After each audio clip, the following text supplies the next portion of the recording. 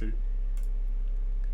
Hello and welcome to another exciting episode of, I'm looking at the wrong camera, of Wave the Brush with me, your host, Kris, aka the Name Butcher, aka Hey You Get Off My Lawn. Wave the Brush, the most informative 120 minutes on the internet on the wargaming lifestyle. We'll talk about painting, terrain, conversions, and everything under the sun, meaning no topics are barred. We'll talk about anything and everything. So if you're a first-time viewer, we do manage to fit in some painting talk as well as, anything, really. So, the show can go anywhere. This show is all about you guys, helping you with your painting needs and answering your painting questions. But sometimes we go flying off the rails into other directions, and so be warned. You have been warned. I can't stress that enough. You've been warned. So, if you are not able to attend live, you can ask your questions to Kris at wavethebrush.com. It is in the description below. Force of habit. Done it for so many years. It's still I still got to break it. So yeah, wavethebrush.com. It's in the description below, as well as a link to wavethebrush.com. Central hub of all the cinemas has links to all the social media, as well as Patreon support, as well as being in the description below. I am independent now. Some of you may or may not know.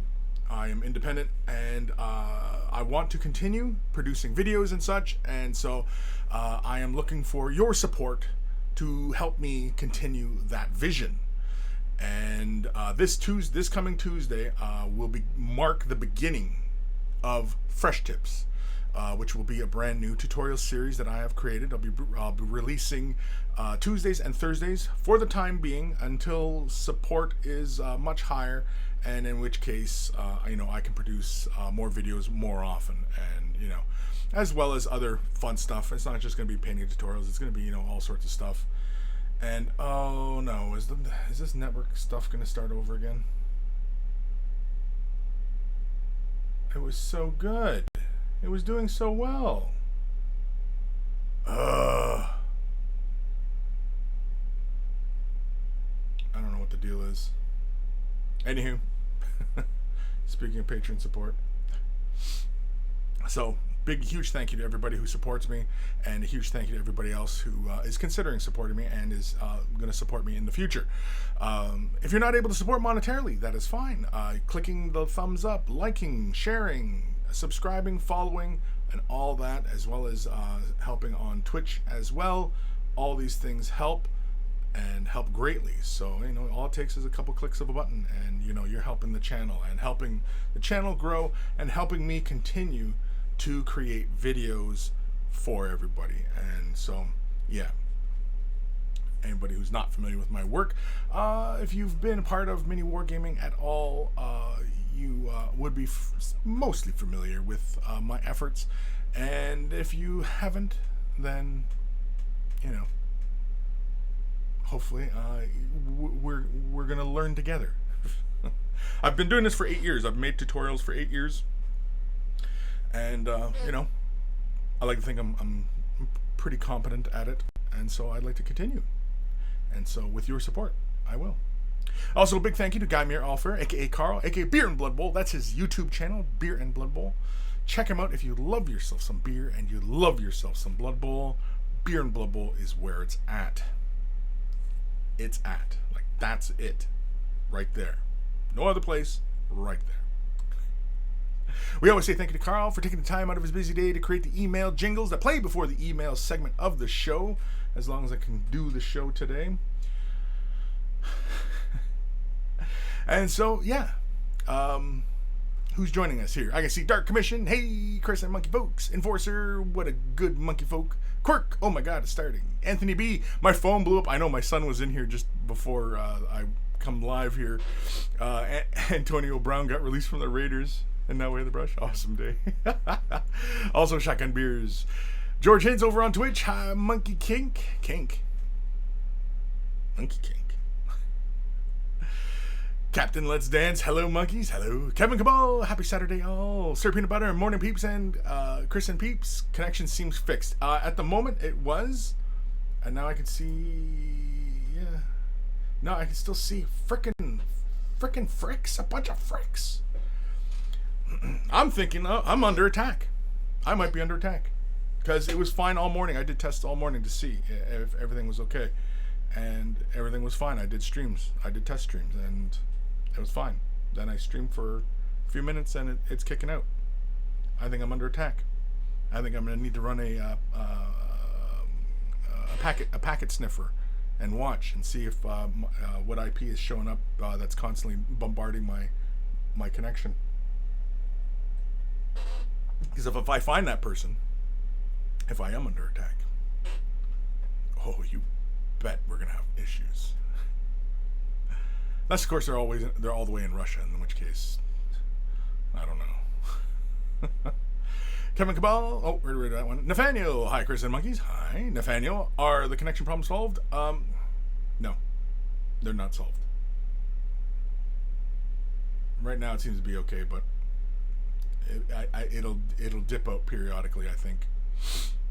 Aaron Seach, way of the H brush, and college football, no better way to spend a Saturday. George Hintz dropping frames again. Thanks, George. Nathaniel, episode 265. Old habits die hard. Die habit die. I like it. You know what? Yeah, that is very fitting for myself. So yes, old habits do die hard. Die habit die. Damn habits. Monster Judas, good evening, good evening. G squared, hey Kris and Monkeys, hey Sir Peanut Butter, spoke too soon, dropping frames. Yeah, I know. I'm watching it. And I did a test, like multiple tests, and everything's fine. And all of a sudden, I'm getting drop frames all of a sudden when I'm doing my show.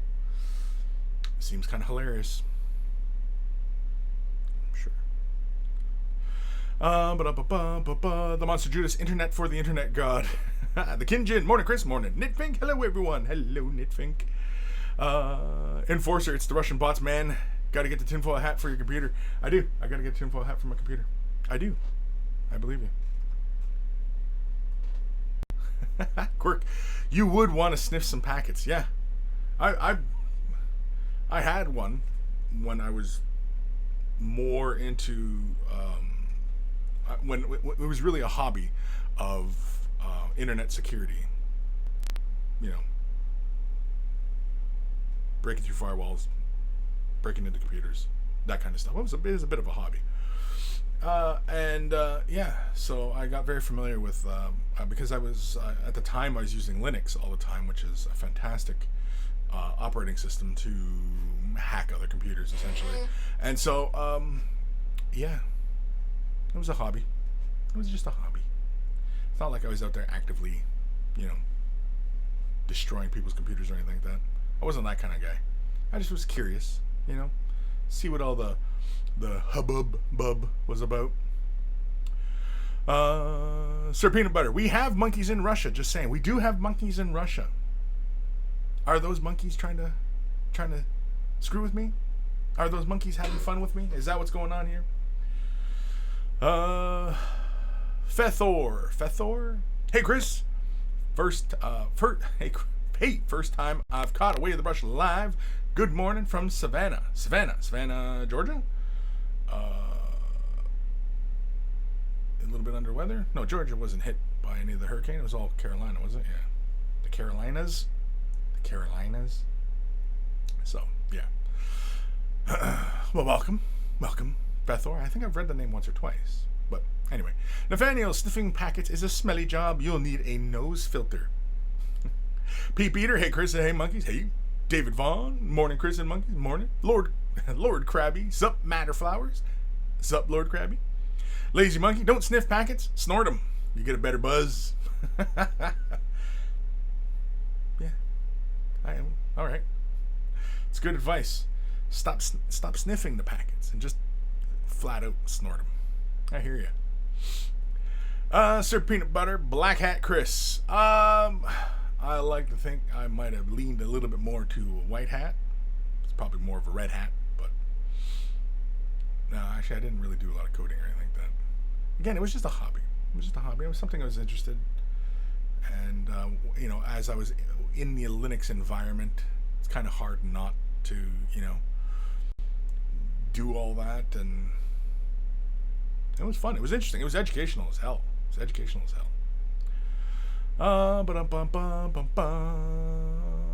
Where am I? Lazy Monkey. Kris the Hacksaw? Yeah, with a zero instead of the O. Hacksaw. Leet Hacksaw. Aaron Seach. So Kris, let's cut the chase. What are your plans for Adepticon now that you're independent? I'm still gonna go. I'm still gonna go to Adepticon. I mean, as long as Matt is willing to help, yeah, we'll keep running an event. It was Way of the Brush event anyway.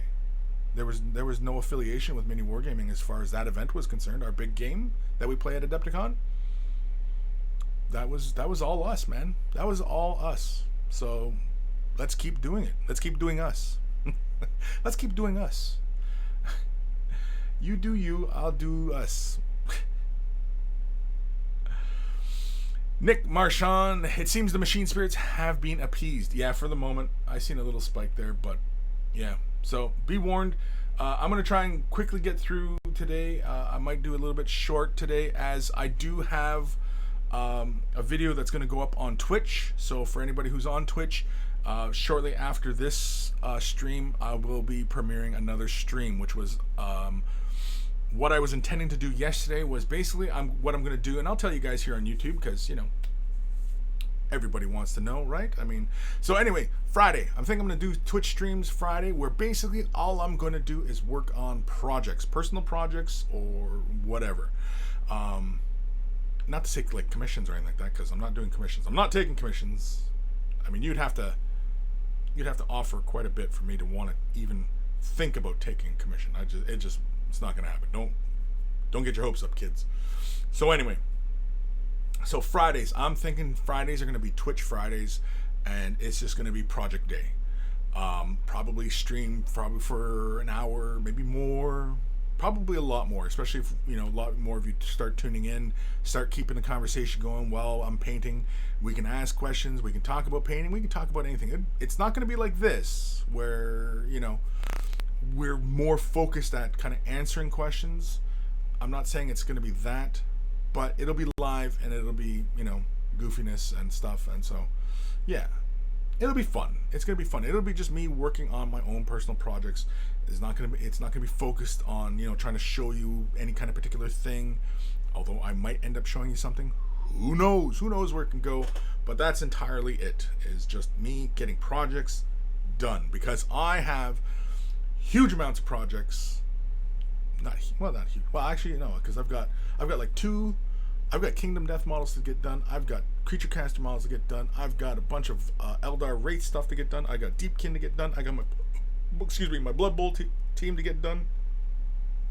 I've got my Gundam to get done. That's it. Oh, and then I got this model here. I got this model. This is actually for Matthew, and so. You know what? As a thank you to Matthew, I probably should get this done. Matthew Adami, not any other Matthews.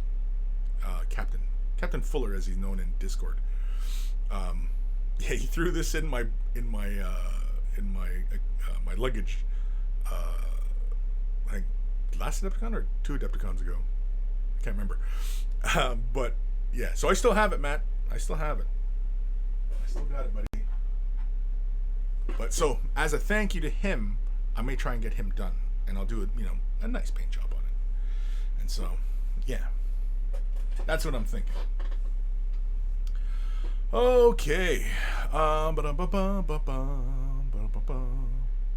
Enforcer, cue Kris hacking a Commodore 64 with an 80s synth wave playing in the background. Yeah. Why, isn't that what everybody was doing? Faithor. Yes, Savannah, Georgia, and we got lucky. Dorian missed us. Yeah, that's what because I'd seen it was going to go to Florida, and then it looks like come into the Carolinas. Sorry for my chair keeps squeaking. This chair is like, it's on its last leg. Dark Commission. So that anarchist mask isn't Guy Fawkes after all. It does look like you actually. I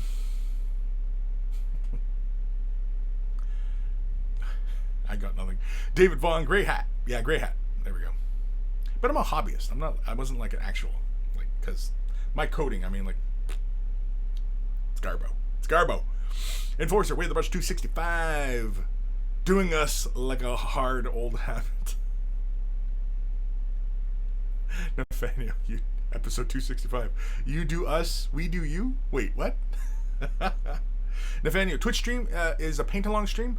Yeah, pretty much it'll be a paint-along stream. It'll be a Friday. Like, now here was the question I was asking in the video, and I'll ask it here again, just so that, you know, the question gets asked.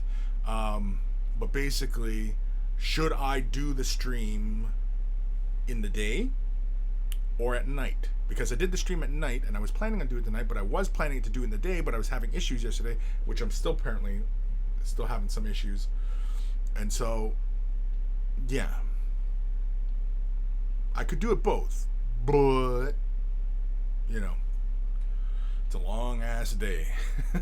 But hey, I mean, like, if I stream for, like, say 4 hours on a Friday, I'm not really likely to do one in the evening, you know, because that's 4 hours of painting, right? That's a long way.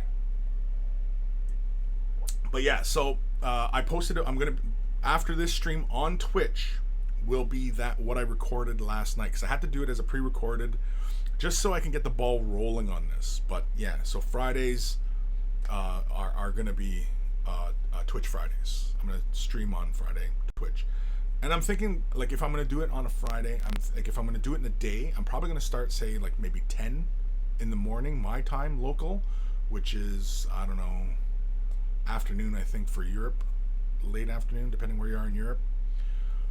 I don't know, we'll see. So that's what I'm thinking of. Uber Tolucci over on Twitch, you made it, ha! Yeah, we're hanging in there. It's hanging on by a thread. Oh, gee, damn chair. We're hanging on by a thread here, Uber. Yeah, as I did that. Yeah, nice. Nice. I can see all sorts of little spikes occurring. Nathaniel, episode 265. I got shit to get done. I do got shit to get done. There is lots of shit that's got to get done. Matthew Perez, good morning all. How's it going, Kris and friends? It's going well, Matthew. Thank you. Beer and Blood Bowl, there he is, Carl. Hello, old friend. It's been a while since I cut the live show, so I thought I'd stop by and say hi while I have half an hour to myself. Yeah, I've been meaning to just, you know, say hi. I've been meaning to stop by and say hi as well. Just been kind of busy lately. Enforcer, I know it's a terrible excuse, right? I really don't like making excuses. Play like a champ. Don't make excuses, right? That's what we say in Blood Bowl, right? I don't know. Maybe football. Anyway. Enforcer. Apparently Dorian hit New York or something. Did last week. At least downpoured horribly. And thunder and lightning. And even fucking tornado warning in some areas near me. Oof. Aaron C. Check Kris. Love the paint job on the Relic Blade gnome riding the fox. Thank you. Yeah, I finally got the guy done. He is finally done. This little fox from Relic Blade. If you're curious, I posted a picture on Instagram. And so, yeah, it's for Relic Blade. Really, really fun game. I played it, and I probably should bug Owen or Ash so we can, you know, maybe film some more games or something. Because yeah, it's a fun game. If you're looking for, you know, a low cost of entry, fun kind of game, try Relic Blade. Give it a shot. It's like, I don't even know how much the rulebook is. It's only a couple bucks. Get a gang or like a faction, and you know. And the thing is that it's one guy doing it all, which is amazing to me. That it's, you know, it's one guy. He's doing all the artwork, the rules, the models. Like he's a one-man army, essentially, is what he is. He's a one-man army. And you know, Kris, I'm willing to support I'm willing to support anybody who's willing to go out on a limb, do something different, take a chance, you know. So, yeah. Bum bum bum bum bum. Enforcer, just imagine how it felt to have to drive through all that and go to the ER and get a wisdom tooth pulled. Sophie, wow. Hey, Kris and monkeys. Hey, Sophie. Give me the prize. After stream, do I paint while watching new Dark Crystal or Carnival Row? I started watching Dark Crystal. I'm only about 6 episodes in. I'm enjoying it. I like it. I don't know how it ends, so don't frickin' spoil it. And if anybody types a spoiler in there, I'll send my Demon Monkey Bot on you. You'll get the Demon Monkey Bot. So don't mess with my Demon Monkey Bot. So yeah, but Dark Crystal. Lazy Monkey says Dark Crystal. Kevin Cabell says both. Yeah, you know what? Can it be both? But so far, Dark Crystal, I've been enjoying. I wasn't sure on how it was going to go, like if they were going to redo the universe, but this is totally a spoiler, a prequel. So yeah, as long as it stays true to the mythos. But yeah, but there's still a few unanswered questions I have for Dark Crystal, and so far the show has not answered them yet. But you know, who knows? Maybe we'll save it for another season. I don't know if they're planning more seasons. I have no idea. I have no idea how this ends. If this is going to end like a lead into the movie, or if it'll, continue. I don't know. I just don't know. Anyway, it's interesting. I'm liking it, and I'm a big fan of Dark Crystal. It's good. It was a fantastic movie. It was one of those movies that inspired me as a young lad. Was I ever a lad? Maybe. Old Man Logan! Hello, Kris. Hello, monkeys. I hope everyone's weekend is off to a good start. Yes. Well, so far. Sort of. We're hanging in there, I think. We're okay. Serenair. Honk. All I heard was one-man army. Kris, is Kingdom Death really worth the price of entry? That's a tough one. Oh, Kinjin asked that. Sorry, not Serenair. Is Kingdom Death, I like the sculpts. I've not played the game. It's like $300 for the box of the board game. Is that worth it? I don't know. The models are interesting. They're masterfully designed, and it's different. Again, I like different, Don't get me wrong, I still like mainstream stuff. 40K, I'm a big 40K nerd. But I also delve into other areas as well, to keep things fresh, to keep things interesting, and, yeah. Keeps things from being stagnant, right? But, yeah, I honestly, I could not say if Kingdom Death was worth the price of entry for the board game, but I just like the models. I'm a big fan of the models. So, yeah. Kinjin, the models look insane, but the cost. Yeah, the cost. I know that board game is pretty expensive, but just get some of the models. The models are not bad priced. Just get some of the models. Spartan to paintball. Let's shotgun a beer. I know I should have. Kris doesn't really do a lot of drinking these days, but I was thinking that maybe as a goofy thing to do before the show is to just hammer back a beer, because I'm all out of coffee already. Oh no, I'm not. I lied. I still have a little bit of coffee. I'm actually going black today. Going black. So yeah, just black. Sometimes just black. Well, I throw a little bit of cinnamon in. Yeah, a little bit. It's a couple dashes. Just put a couple doots. Whatever a doot is, it's just a couple doots. And yeah, cinnamon in the coffee. Oh, lovely. And you could drink it just black, because it kills, because the cinnamony. Anyway, the cinnamon kind of kills a little bit of the bitterness. So, and I'm a bit of a puss when it comes to just drinking just harsh black diesel, and so, I gotta soften it up for my palate. Like I said, I'm a bit of a puss. The Kinjin Carnival Row was great. Wife and I watched it last week. Haven't watched Dark Crystal yet. Wife wants to rewatch the original movie again first. You know what? Honestly, I don't think you know. I don't think you have to. I don't think you, because I mean, you can. It doesn't hurt, because like I said, this show is more like a prequel. So if you're not familiar with Dark Crystal, you can pretty much start from this point on. And so, you know, but if you want to start with the original, get into the world, because it is kind of just, you're thrust into the world, and what the F, like what's going on here? What's going on with this, you know, with this crystal, right? And so, yeah, you know, there is that. Why not? Just watch the movie. Just make her watch the movie. I just recently bought it for Blu-ray. Well, not recently, about a year ago, I think I bought it for Blu-ray. Had to. Just had to. Kevin Cabal, my dog looks like Fizzius. It's actually a bit frightening. Ooh, that is frightening. Especially if the mouth opens all the way up. Nick Marchand, my daughters and I have started a channel for young girls. Mine are 10 and 14, about gaming and general nerdiness. We're having a problem with recording painting videos. Any suggestions? Well, I mean, if you're having problems with recording videos, if you're a bit more specific, I can help you. But as far as just general suggestions, the first thing about recording video, especially for YouTube or even streaming, it's not about the video. It's not about the camera. It's about the microphone. It's your sound quality. Bad visuals can be forgiven, but bad audio is unforgivable. So concentrate on your audio first. Get yourself a good mic system that will work with either your camera or can be recorded independently, and then you just get used to just in your editor splicing it in, editing it into your video. Either one.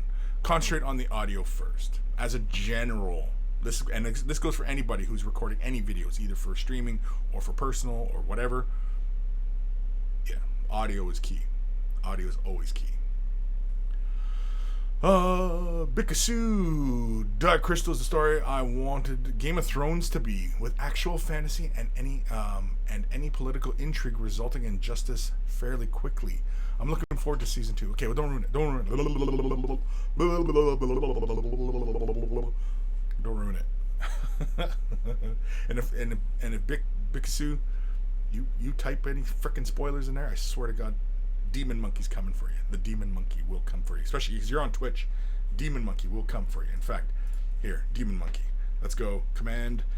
Let's go. Let's go 8-ball. Let's go an 8-ball question. Will... can I spell? Will I sick the Demon Monkey on people? Oh, very damnful. Frickin' Demon Monkey. Demon Monkey hates me. He does not respond to my commands very well. Everybody else gets really awesome commands. I do it, and it's just pain in my ass. George, lost you on Twitch. I still see me on Twitch.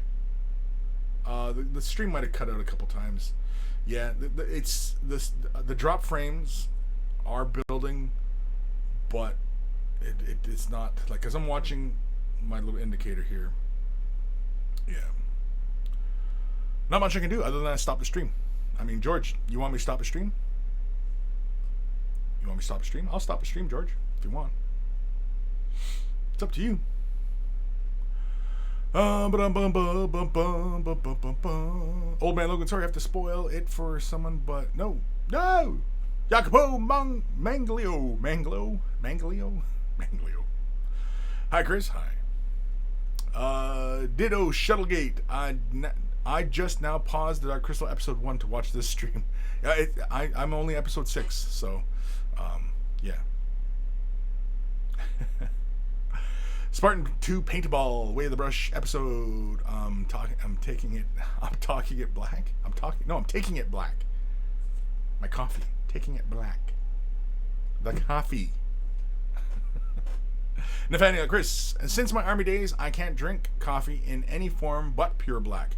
Right, yeah, exactly, right? Because, when you're out in the field, there's no creamers and, stir sticks and stuff. You're out there just kind of, black, hammer it back, right? So, yeah, understandable. I still like a little bit of cream, and I was thinking about the other day, I had a hankering, picking up some Jameson or some Bushmills or something, just for a little bit of, because we're done summer now, right? Are we done summer? We're done summer, kind of. And I was thinking maybe I start with some Christmas cheer. Oh wait, no, some Halloween cheer. That's it. Or Halloween. That's right. Old man Logan can't drink black coffee or straight whiskey. I'm a lesser man for it. Yeah, I can drink straight whiskey. I love straight whiskey. Oh man, I don't have any. Like I said, Kris doesn't drink that much these days. The old diabetes. The old diabetes. Got to watch my step with the diabetes.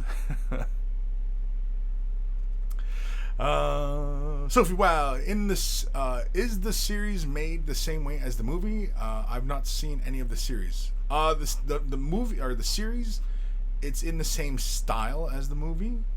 It's all puppets, but because of computer animation and such, you can get some more wider type angle shots and stuff like that, and some more kind of dynamic type of movement. But otherwise, yeah. GeoFits, if you're recording audio independently or multiple cameras, always remember to give a clap. That will make syncing easier. Sure. Nick Dumont, hey everybody. Kris, few people from my local friendly gaming store had a few things to the Boxo miniatures I am sending up. We'll ship it out at the start of next week. Awesome. Thank you, Nick. Nick is sending me, models, whatever's, donating for painting videos and such. And so, awesome. Thank you. Support is needed and much appreciated. And so, yeah, it's going to help me out a great deal. A great deal. So, thank you very much. Nick Marchand, and we do have a camera stand, but it sits almost directly in front of my daughter as she paints. She would we look for a top down as well as something over the shoulder. It's really kind of over the shoulder is fine. Top down, it's not bad. Ideally, when you're painting, where really the best camera would be is right in the bridge of your nose, so that you could concentrate right there, you know what I mean?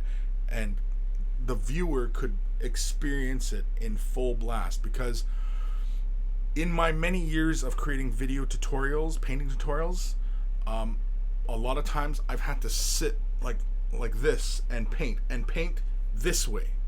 So I'm not painting this like straight on, I'm painting this way. So I'm trying to concentrate, and that's why sometimes it's a pain.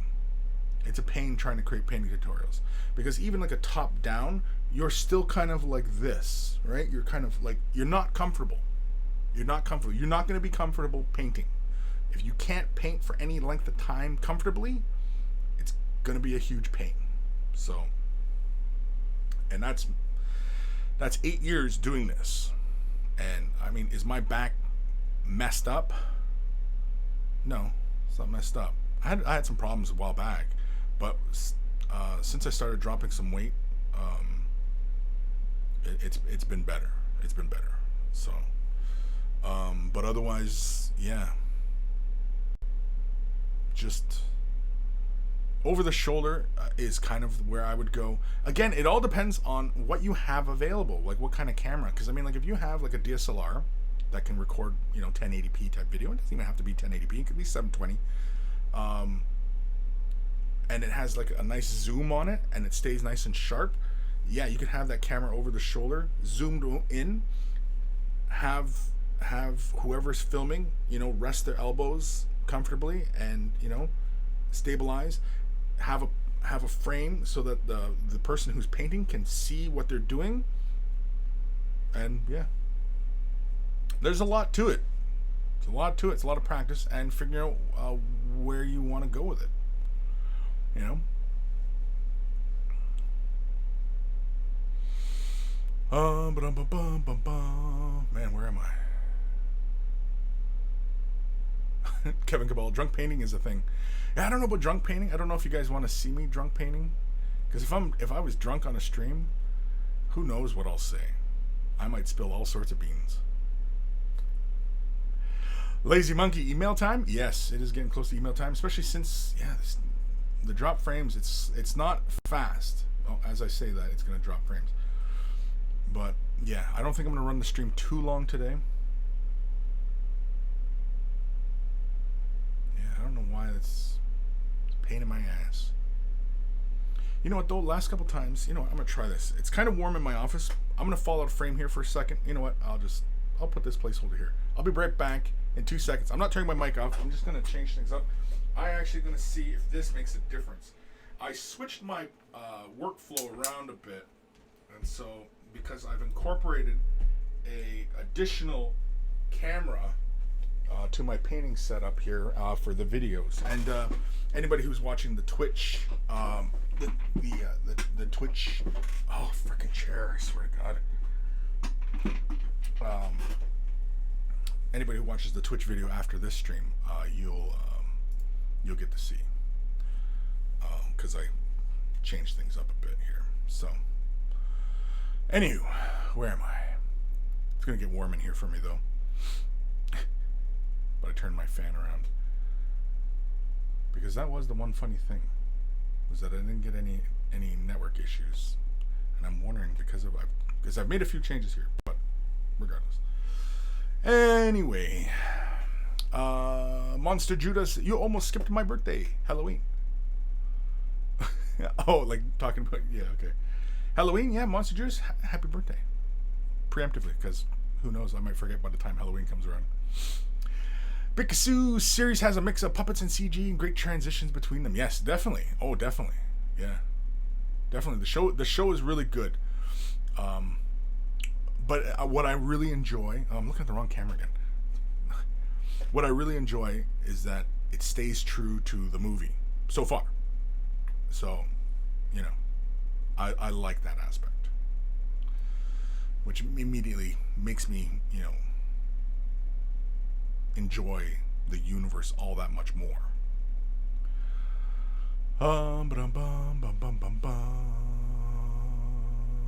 Johnny Chop Shop, drinking black coffee with whiskey, breakfast of the gods. Yeah, I know, it does sound really good right now too. I honestly, I wish I had some Jameson. I might have to go after the show. Sophie, wow, can you link a GoPro kind of camera for videos and stream, and clip it in your hair clip or something like that? A GoPro style camera? Sure. Yeah, you totally could.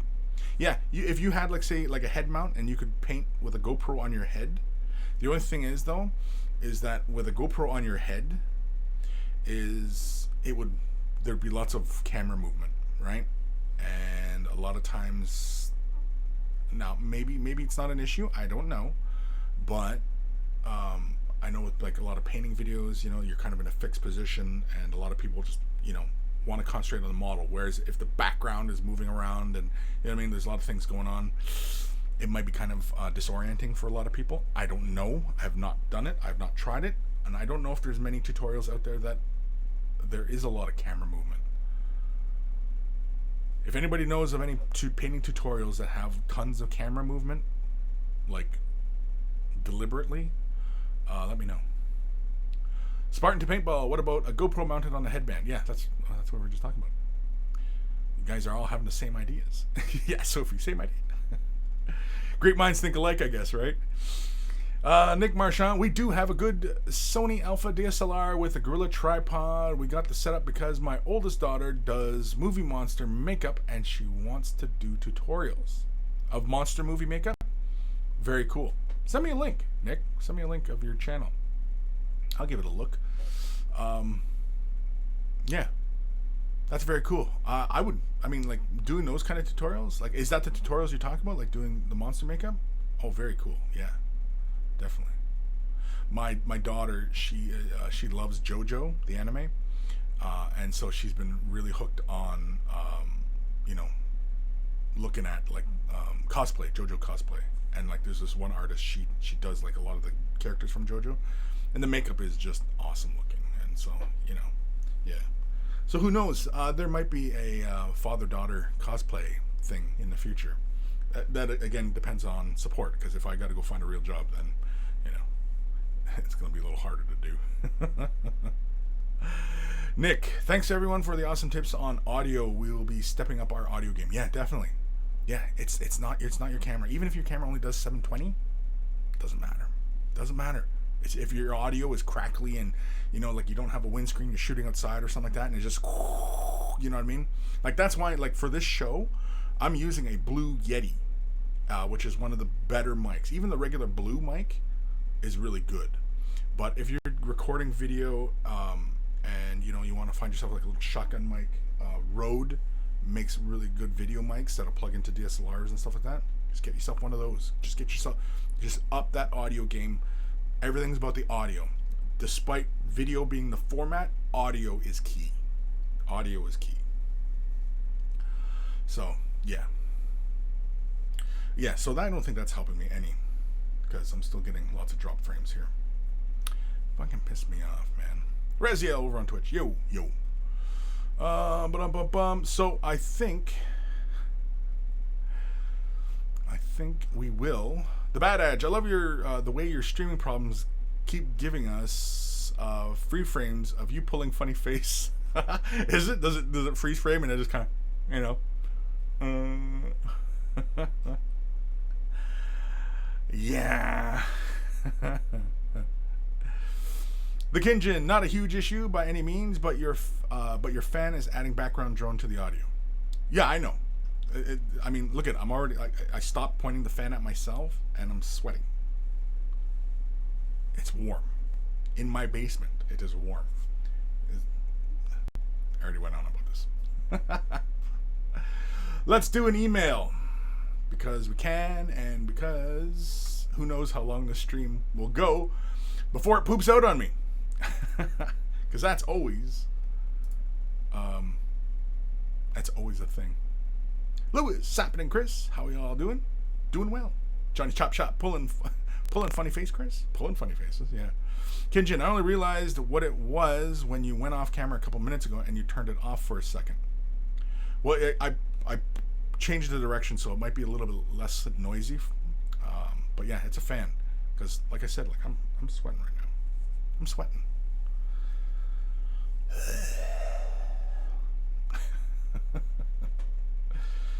Anyway,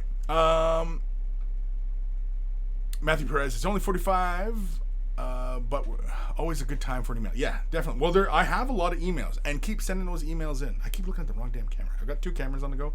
See here, I'll show you guys. Boom. Hi. And I keep looking at that camera instead of this camera.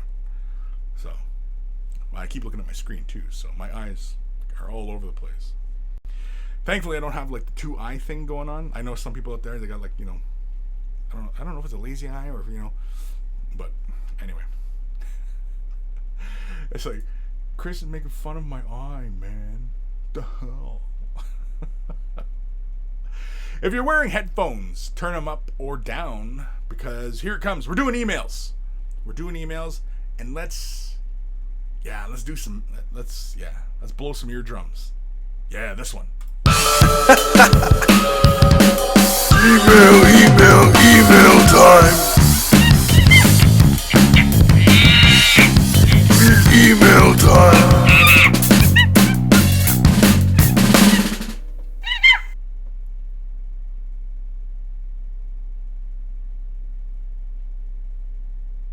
Oh, is it done? Not paying attention. I'm reading the freaking messages. Oh, man. This is from our good buddy Lee Milliamber, or AKA Milliamber. Hey, Kris. I can't catch the show today. This is sent from about 7 days ago. But wanted to send in what I've been working on. I can't remember if I sent in my Doom Scythe yet, but here it is so far. I've magnetized the Death Ray on the bottom so I can swap it for a portal thingy, which isn't done yet.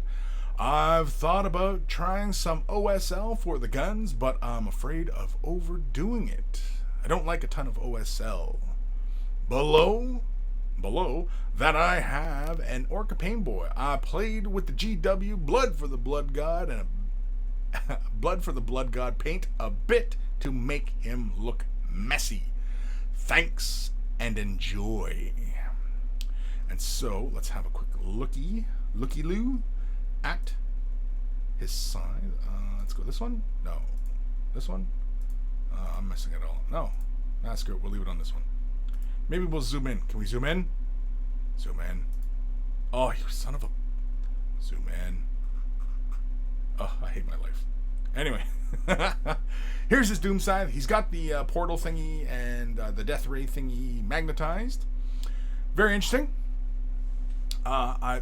It's a pretty straightforward color scheme, right? It's a navy blue on the armor, bright silver along the croissant part, and brighter blue coils. I dig it. I mean, it's pretty straightforward. Ooh, nice and clean there. I like that. Do we got edgings going on? Nice. Yeah, I kind of like the silver with the darker blue and the lighter blue. Lighter blue being for the energy, darker blue being for obviously the armor plates and stuff. I almost want the silver to have a slight blue tinge. Just a slight. I'm talking like it's still silver, but like in the panel lines, kind of like, you know how like they do like the Grey Knights. The Grey Knights have, a slight blue tinge in the armor. Something like that. Not as heavy though. I'm talking very, very slight. I'm not even talking like applying a glaze. You know what you could do though? Now, whatever silver you're base coating the scythe in, whatever metallic that is, if it's Citadel, say let's pretend it's Ironbreaker. You throw in, say, a little bit of Cantor Blue. So if you're going with, say, 3 silver, you toss in 1 tiny bit of Cantor Blue into that. Especially if Cantor Blue is the blue that you're using on the armor. You add that into that silver and make yourself a blue metallic.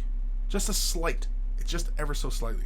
And if it's still a little too blue, then you can always just add more silver to it, right? Something, just an idea. Just to kind of,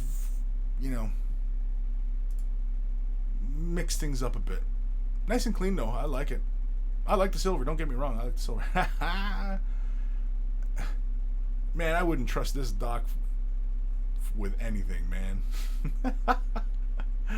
Like, how are you supposed to fix people with a big frickin' pinchy claw like that? No, thank you. No, thank you. I like it though. It's nice and orky. The flesh tones look really good. It's surprisingly, not surprisingly, but it's a nice clean paint job. I mean, like, obviously Blood for the Blood God, he makes them pretty messy, but it's orc. I get it.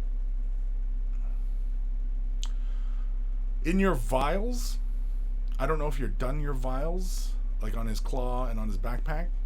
I wouldn't go that hard of a blue on above the fluid, or what's supposed to be the fluid, right? The red and yellow. I wouldn't go that hard a blue. Or like, you know how you do gemstones and introduce like whatever color that you use there, add white to it and create a slight gradient towards the fluid, and then put a harsh white highlight straight down the vial kind of thing, just a bit. And that'll give that impression of that being a vial and fluid and stuff. But very, very cool. Thank you, Lee, aka Milliamber. I keep looking at the wrong camera. Milliamber. I'm looking up there again. Looking at here. You.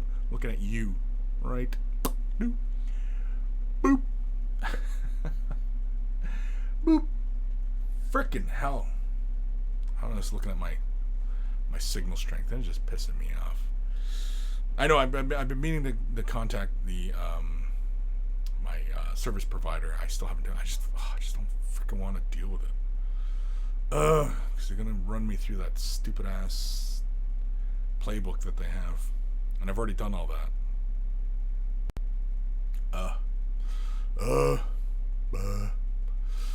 Thomas Imick, Beach Sand at CW Kreiner. I did texture paints for my Titanicus Legion. Probably spent like $30 in Casio on texture. Base sand laid on the watered down glue, then painted over whatever color works. Yep.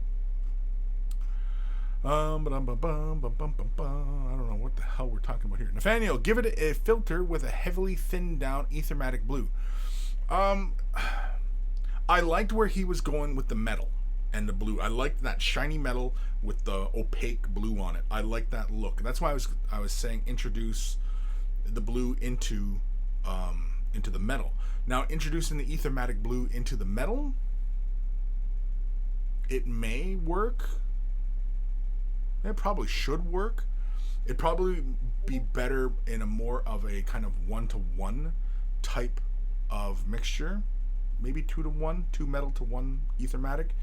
But I wouldn't lay down the metal and then put the Ethermatic on top, because the Ethermatic is going to dry with a matte finish and it's going to kill that metallic luster. And I like the look of seeing all that nice bright silver. And so, you know, yeah, everybody knows that Kris likes his metallics. So, you know, I just like metallics. I like the look of metallics, you know. They look fun. The Bad Edge, love the Pain Boy. Yeah, the Pain Boy was really good. Nice and clean. I liked it. And he was splattered, but it wasn't, you know, overly done. I don't know if he really needed, like, say, you know, too much on the face, like under here. I think it would have been much more appropriate. It was kind of splattered, like kind of straight on. Or if it looked like he was wearing like a goggles or a mask, and so like say he had blood splattered, but then he's like pulling down his mask, and so his face would be clean. If orcs worry about that kind of thing, I think it would just be kind of characterful, like that, you know. Aaron Seach, plasma fluid ghost tint over that silver on the Doom Scythe would be badass. Yes, just a bit. I'm talking, like, I liked his color scheme. I liked the silver, and I liked the blue, and I liked the lighter blue. I think just that silver could have used just a slight push towards blue. I'm talking slight. Just minimal. Just a minimal push. Hi guys. Snoop Boop. Hi. Snoop Boop. Snoop Boop. Don't know what that means. Nathaniel. Need to experiment on contrast with gloss varnishes. Yeah, well, like when you're doing metallics and you're throwing the contrast on top, they dry with a matte finish. Okay? If you've ever used Nuln Oil regular and Nuln Oil gloss, there's a vast difference on how they finish on top of metals. And that's what you get with contrast. They actually finish very closer to matte than they do with a gloss. And when I was invited to Games Workshop to play with the paints early, I wanted gloss. I even told Buddy who makes the paints. I said, like, you need a gloss version, just so that this will sit on top of metallics and be really kick ass. They said, oh yeah. I said, okay, cool. So hopefully at some point, don't be surprised if you see contrast coming out as gloss. When? Who knows? It probably won't be for another year or two, I bet you, because they'll let the cycle run on contrast for a while before, you know, putting out another. This is contrast, you know, gloss, you know, which I'd be more than happy with, like regular contrast and, you know, glossy contrast. Oh yeah, definitely. Because again, I like the metallic finishes, and you need a glossiness on top of metallic to keep that metallic luster. If you like your metallics really like kind of like a burnished metallic, like they're not very shiny, then great, because you can always hit it with a matte. You can always hit it with a matte varnish and knock that metallic shine out of it. That's perfectly fine. That's acceptable. But I mean, like a lot of times for like my Eldar, I like a metallic shine. I like that race car like red metallic. You know what I mean? Like that's what I like. So Yeah. Aaron Seach, light enough to give it a bluish tint. Yeah, just just very, very minimally, very, very minimally, minimally, minimally, minimally. Okay. Let's continue on. I'm just making sure everything is still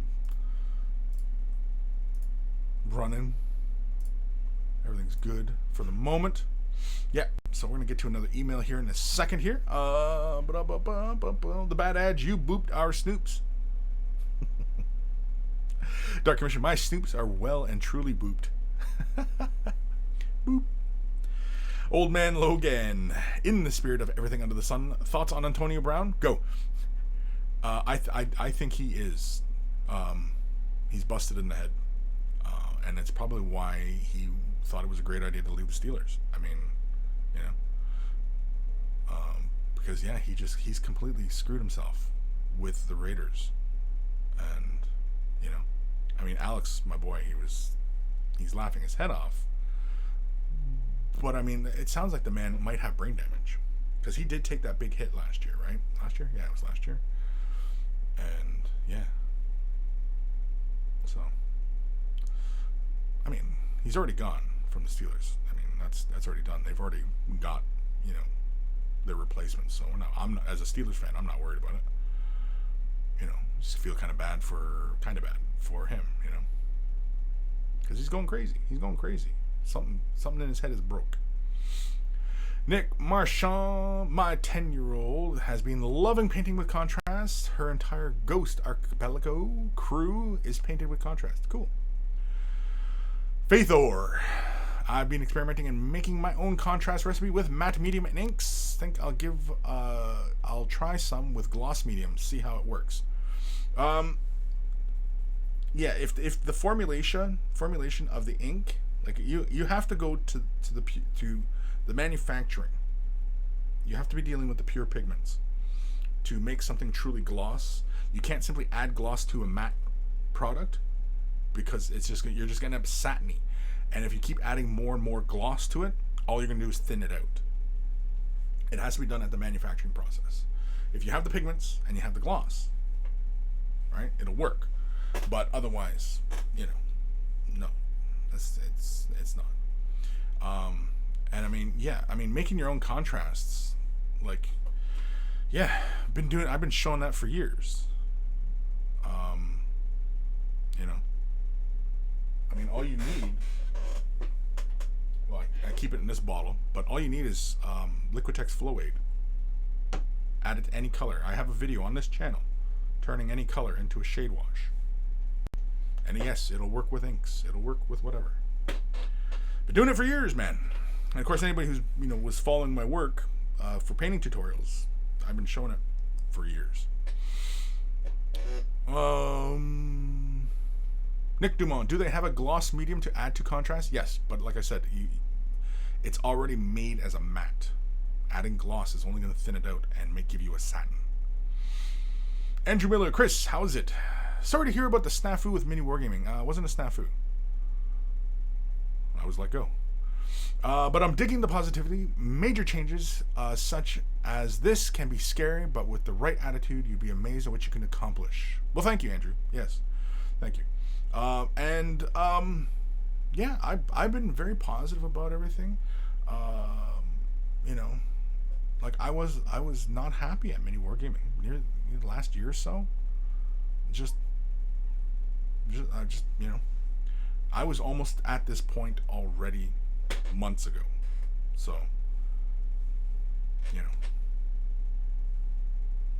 it's okay though, you know. And if they're responsible for my connection today, yeah, you bet your ass heads will roll. Yeah, right. It's not happening. Yeah, so thank you, Andrew. John J, what it be like, monkeys? Hey, it's John J. Welcome, John J.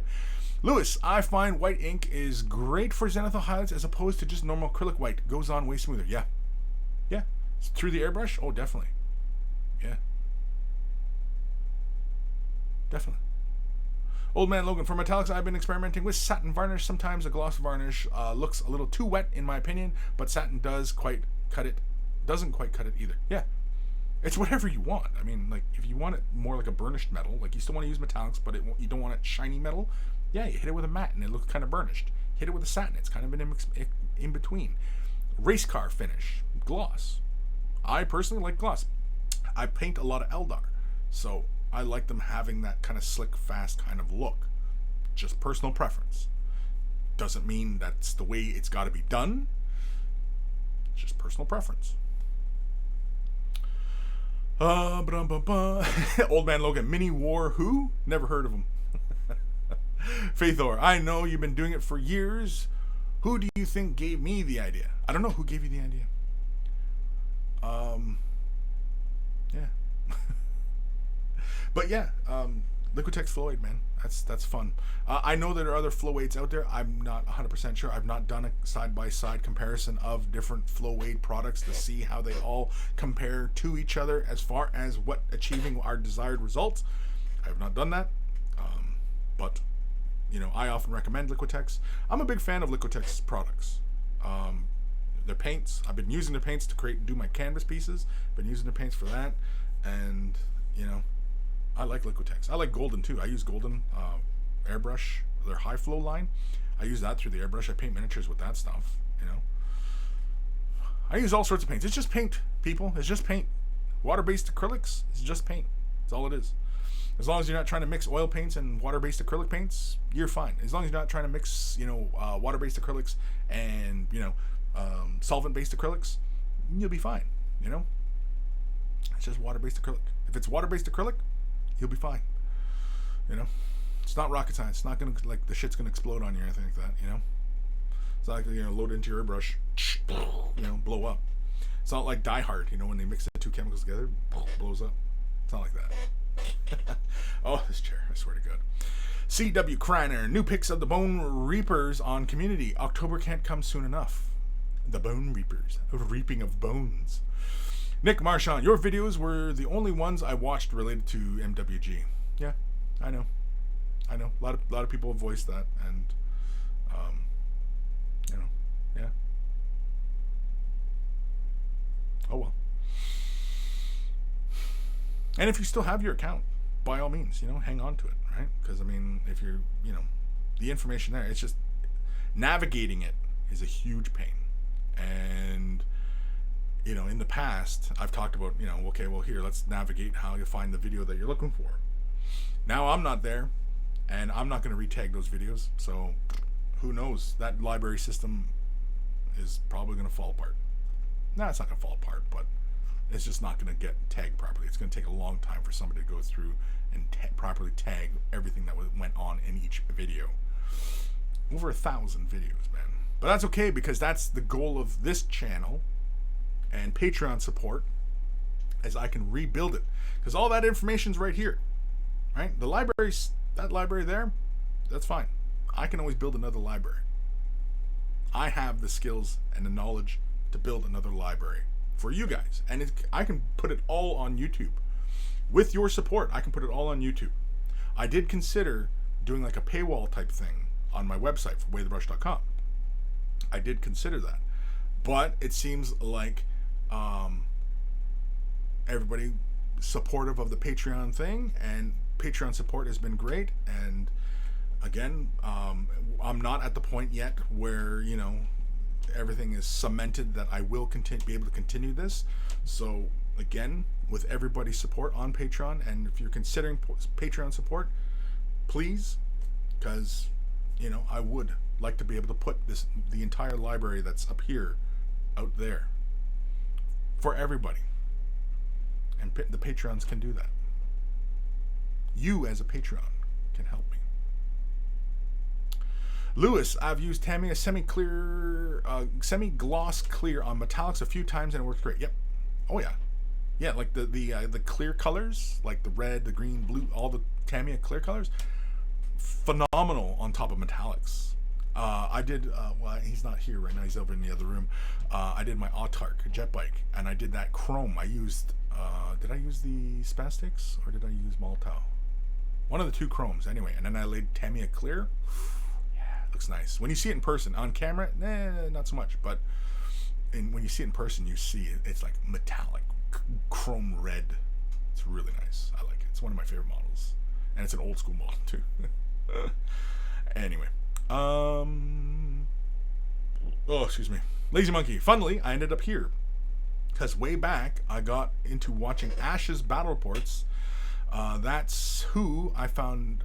That's how I found mini wargaming, and then ended up in the monkey pit. Oh, great! I'm getting hiccups now. Nick Marchand. It's not that their bat reps are bad or anything. They're just people doing it better. Or there are just people doing it better. Cough. GMG. Cough. Yeah. Well, definitely. I mean, okay. I'm not bashing anybody, but if you had a large crew of people, okay, let's say 5 content producers, maybe even 6, 5.5, okay, you would think that you could produce more than 2 videos a day, right? 5 people, even if they were all paired together, you know what I mean? Whereas you get a one-man operation like GMG, and he's producing videos 7 days a week. So wait, one guy can do 7 videos a week, but a crew of 5 guys who are doing this 9 to 5, 5 days a week, can only create 10 videos? You know what I mean? Like, something doesn't jive there. And now that they've gotten rid of an entirely separate content producer, myself, because there was a time when it was only my videos were going up for Vault people. So yeah, I don't know.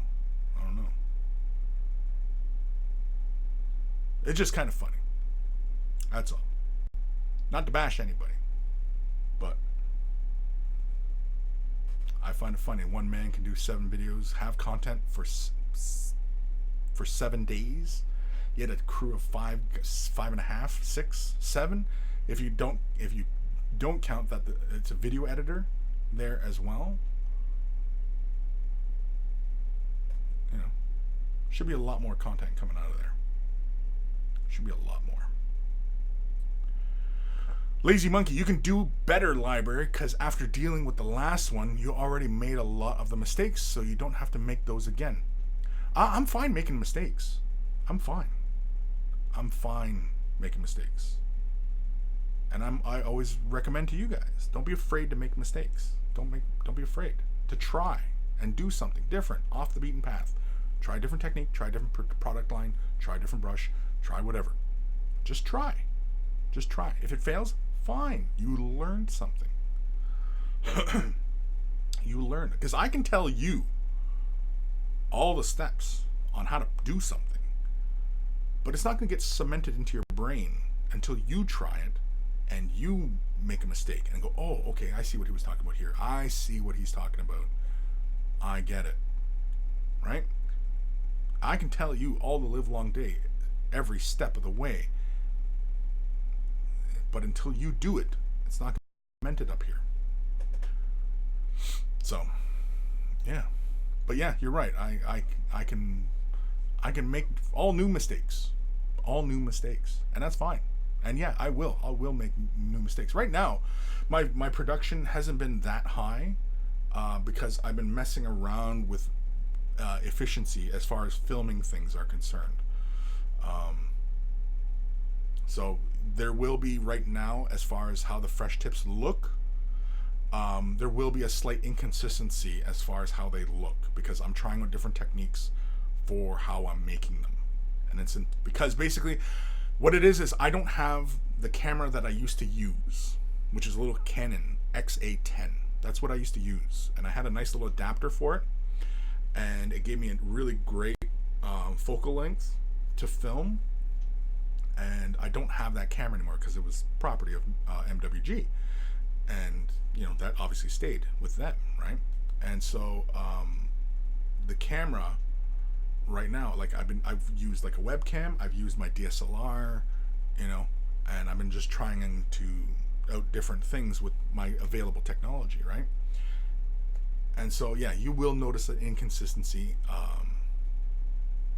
in how they kind of look and how they were filmed as I'm trying out, things. But that's okay. Learning process, mistakes.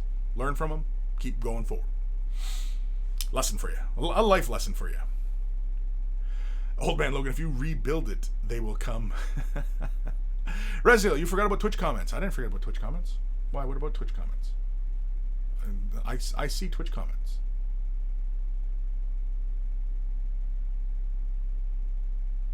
Yeah, GeoFit said, you get my email, remember the second one? Yeah, and then any chance he'll be on Monkey Program later? Yeah. I mean, sometimes I breeze through a bunch of comments just to... I keep looking at that camera. Look at this camera.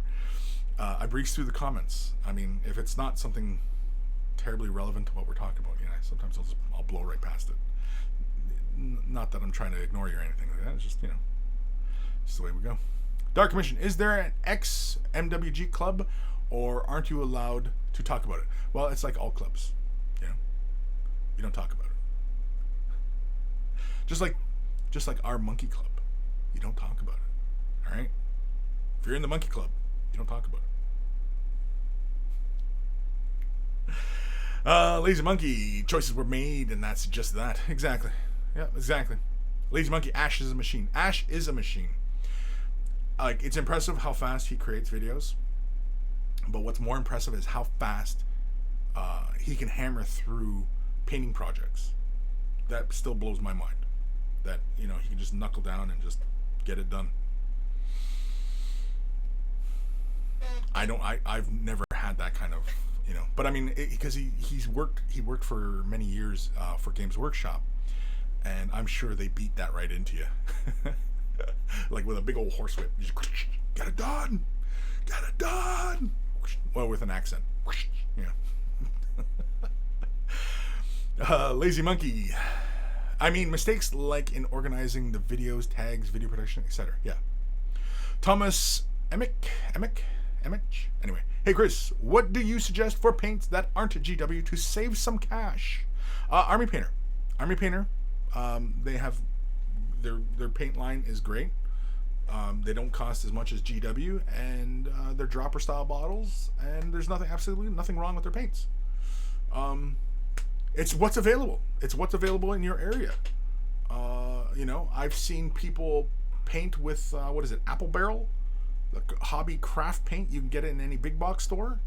I've seen miniatures painted with those, painted well with those paints. So it's all about what's available to you. What do you want to spend? What's easy for you to get your hands on, right? There's a lot of factors. But what's not a factor is being a good painter and having a particular brand of paint. A particular brand of paint is not going to make you a good painter. Having a particular kind of brush is not going to make you a better painter, right? Don't get into that mindset. That's false. Paints and brushes are not going to make you a better artist. Time and effort and practice are going to make you a better artist. You got to put the time in. There's no quick routes in this hobby. There's no quick routes. You have to put the effort in. There's no shortcuts. There are some shortcuts, but they're not shortcuts. Like airbrushing. Airbrushing is seen as a shortcut. That's a falsehood. It's not a shortcut. There's a whole whack of things you have to learn with airbrushing before you even get into airbrushing. And it's not a shortcut. It gets things done quicker, but there's a whole trial and error process you have to go through to get efficient with your airbrush.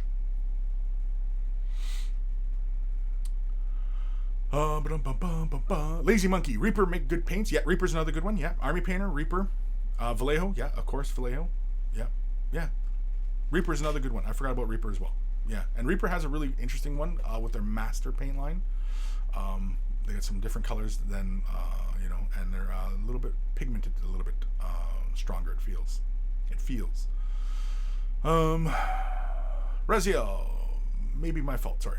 No, don't worry about it, Raziel. It's not your fault, dude. I mean, it's just, yeah. I see both comments. I use this program that shows me both comments. The only thing that pisses me off is it doesn't show me when people do like super chats or, you know what I mean, stuff like that. It doesn't show me those. At least not since updates, anyway. But yeah. All right. Where am I? I don't even know. Lazy Monkey. Wait. You mean the Bruisinator 500K is not going to make me Super Painter Pro? No. Brushinator? The Brushinator? Yeah, the Brushinator is not going to make you pro. No. Exactly. But I mean, I think a lot of you already know that, right? You already know that. You've got to put in the effort, you know?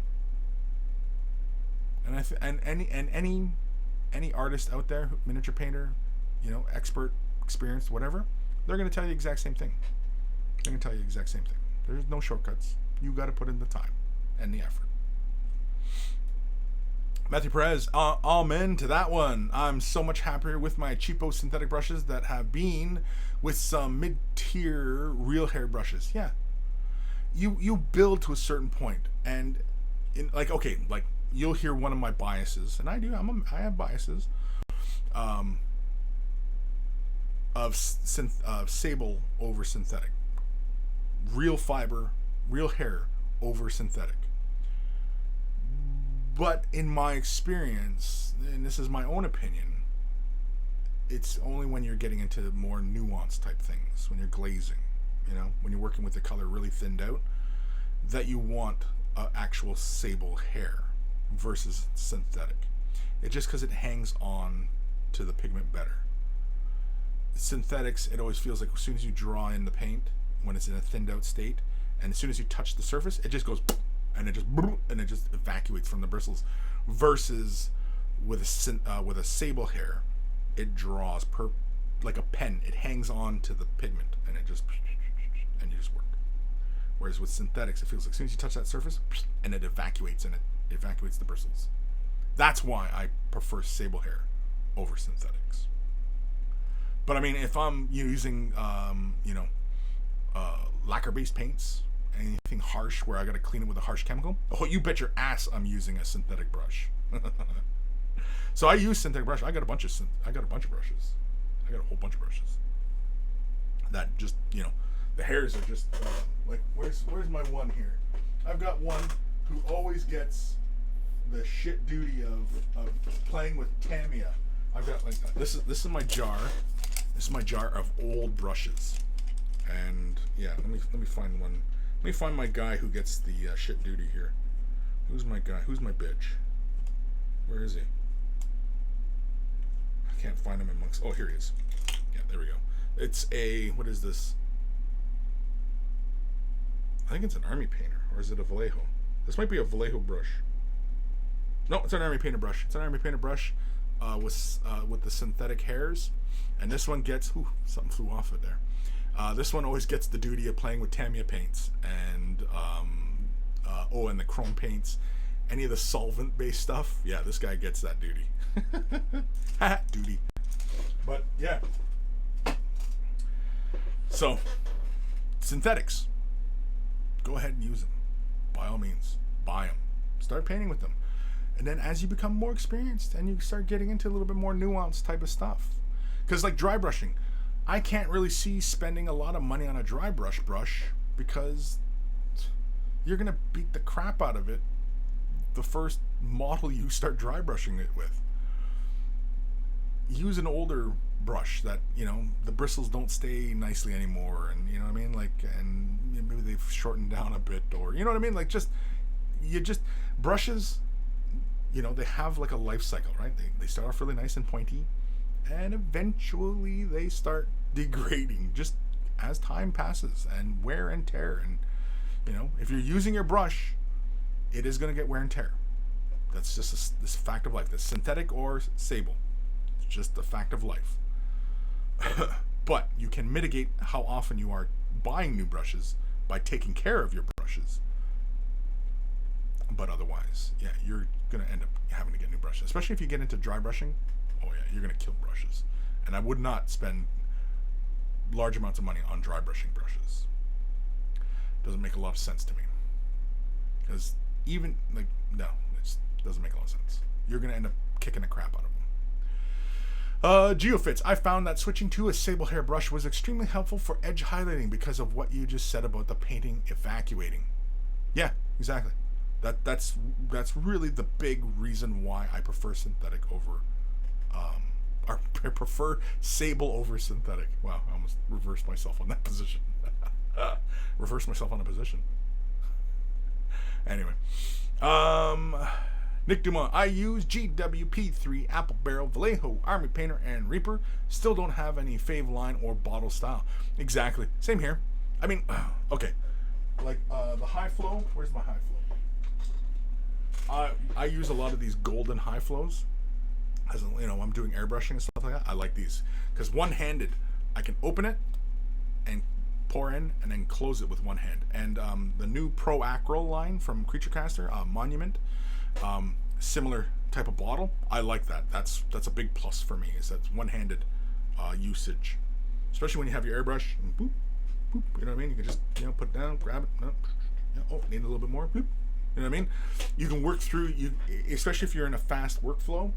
Yeah, you definitely want to kind of have that kind of mentality as far as But otherwise, yeah, a lot of people will, they poo-poo paint pot or dropper bottle. Dropper bottle's way better. That's debatable. It's debatable. I mean, paint pot is just so much easier, and with GW paint, it is a thicker body paint, and I've talked about this many times, but it's a thicker body paint, but I think that's because they do it because it sits on the shelf longer. Thinner body paint for that go into dropper style bottles, you see those pigments separate. And I mean, like Vallejo, I have seen some Vallejo in stores that have sat for years, and that pigment is like cement in the bottom of the bottle. Whereas Citadel paints, it takes a little bit longer. It feels like, anyway, because of the thicker body paint that they use. And I think that's why they go for a paint pot to be a thicker body, because it's going to sit on the shelves. And you can always thin it, right? You can always thin it. Just, I think it's just personal preferences. That's all it is. You get people talking about, oh, well, this paint's, well, this paint's, it's personal preference. And if you're brand new, you're not going to spot these differences. You're not going to spot them. It's not until you become way more experienced that you are going to see any kind of difference. Oh man, so many drop frames. My hair's all over the place now. I'm getting stressed. Also kind of warm. Ram V, sorry I'm late. Hey monkeys. Hey Kris. Hey Ram V. Lazy Monkey, dropper bottle. I'm less likely to knock over and spill. Sure.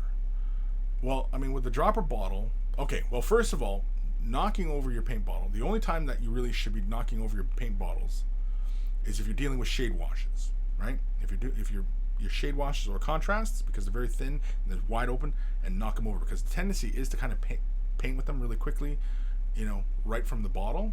It's not a good habit. But I mean, if you're using regular Citadel colors from the paint pot, you should be grabbing a dollop of paint, putting it onto your palette, and working from there.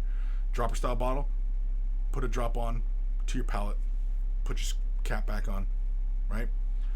You shouldn't be painting from, you shouldn't have your paints in any fashion, in whatever bottle style, sitting open on your table or your work area while you're painting.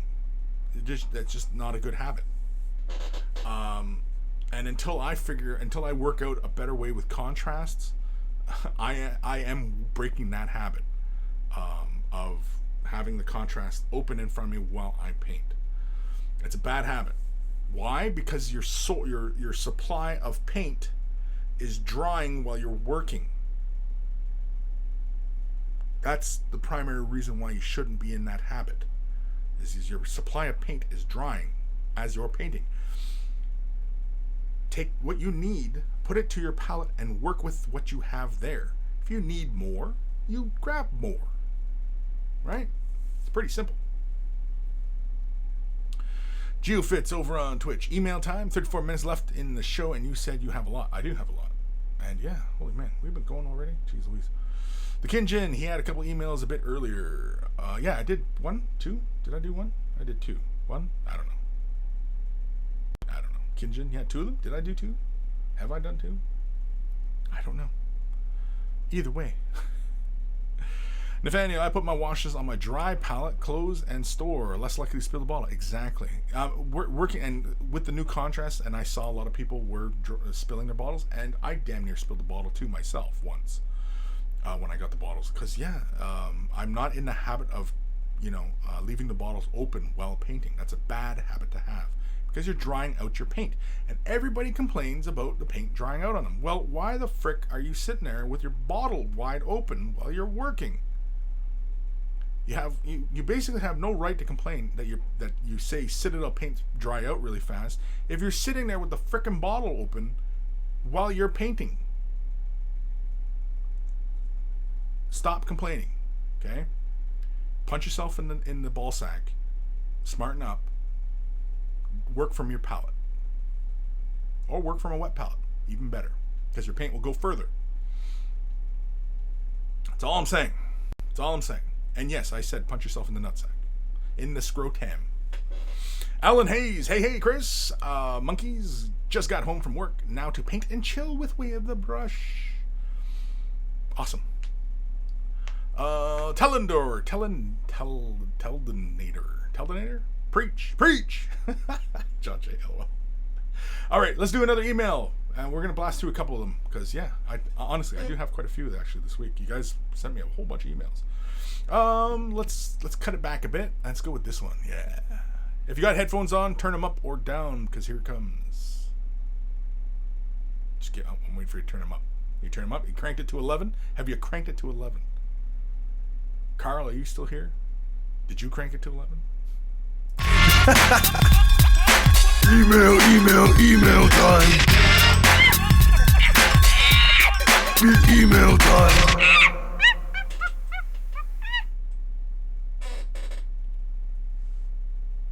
Oh, is that already done? Frick, I'm not paying attention. Andrew Cook, or Andrew, oh, he put his whole name there. Okay, I try not to use people's full names, just in case, you know what I mean? But anyway.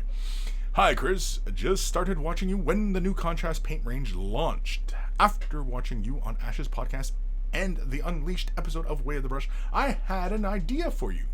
On Ash's podcast, it was mentioned that no one does a painted background for model dioramas anymore. On the Unleashed episode, you mentioned that you paint canvas. With the rise of model photography, I thought that some of your followers might like to purchase background that you had painted for use in their photography. Could be something they download, could be something you send physically. All the best for your future. Regards, Andrew Cook. And yeah, so that was actually something I didn't really have to read on on the channel. Oops, yeah, wrong one. Boom, boom, boom, boom. It's camera 1, camera 2, camera 1. Oh wait, I messed it all up. Oh wait, there we go. I'm all messed up. Anyway, okay, so thank you, Andrew, for sending that in. Yeah, excellent idea. I had that starred because what I do is I usually tag the email and then it goes into a folder later on. And when it's usually like non, Way the Brush typey of things. Yes. Okay, so yeah, we're gonna do this email. This is from Nick Dumo. Yeah, I replied to him because he was talking about the sending of the models. So I sent him my address. That's where you see at the bottom. Don't look at my address. It's on the website. It doesn't matter. Anyway, Hello. Asked about sending you miniatures to use in demos during Way of the Brush. I have an assortment of miniatures I am not using, and I think you'd have fun with. Also, thinking save some money, not having to buy some minis for demos. And thank you, Nick. I don't have any specific requests for demos on them, though the big Zombicide Troll and the Owl Rider would be good if you want to start to finish series, if you plan on having those, which I do plan on having start to finish, but they'll pretty much fall within fresh tips. Yeah, but like fresh tips, like right now, I'm well, spoiler, I'm currently working on the Noise Marine from Games Workshop, and so I'm going to kind of go beginning to end through him until we really get rolling with fresh tips and people, submitting ideas and what they want answered and, things like that, right? Anyway, some pics below. Looking forward to unrestrained shenanigans, Nick D. And so let's have a look here. So, oh, look at these. Let me switch cameras here. There we go. Oh, man. Got some Menoth in there. I can see in the back some Troll Bloods. I see an Orc War Boss. Ooh, 2 Orc War Bosses. Very, very cool. And this dude on the lower left, he looks like from Dark Age. Is that what he's from? Oh, look at this guy. Very cool. Love the textures. Oh, the owl. Oh, I've always wanted to get this piece. Awesome stuff. That one we might do as a bit, as a big start to finish type project, yeah. Oh, I like the one on the left. I don't know what the hell that is, but it's cool. Rock dude. Kind of doing what rock dudes do.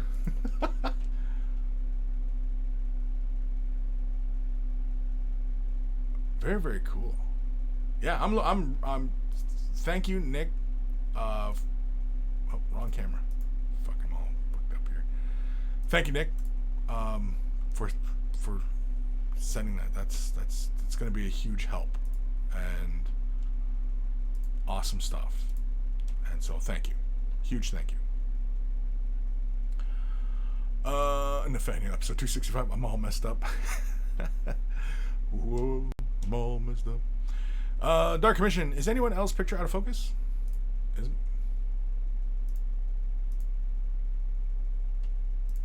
Email thing? Oh, shit.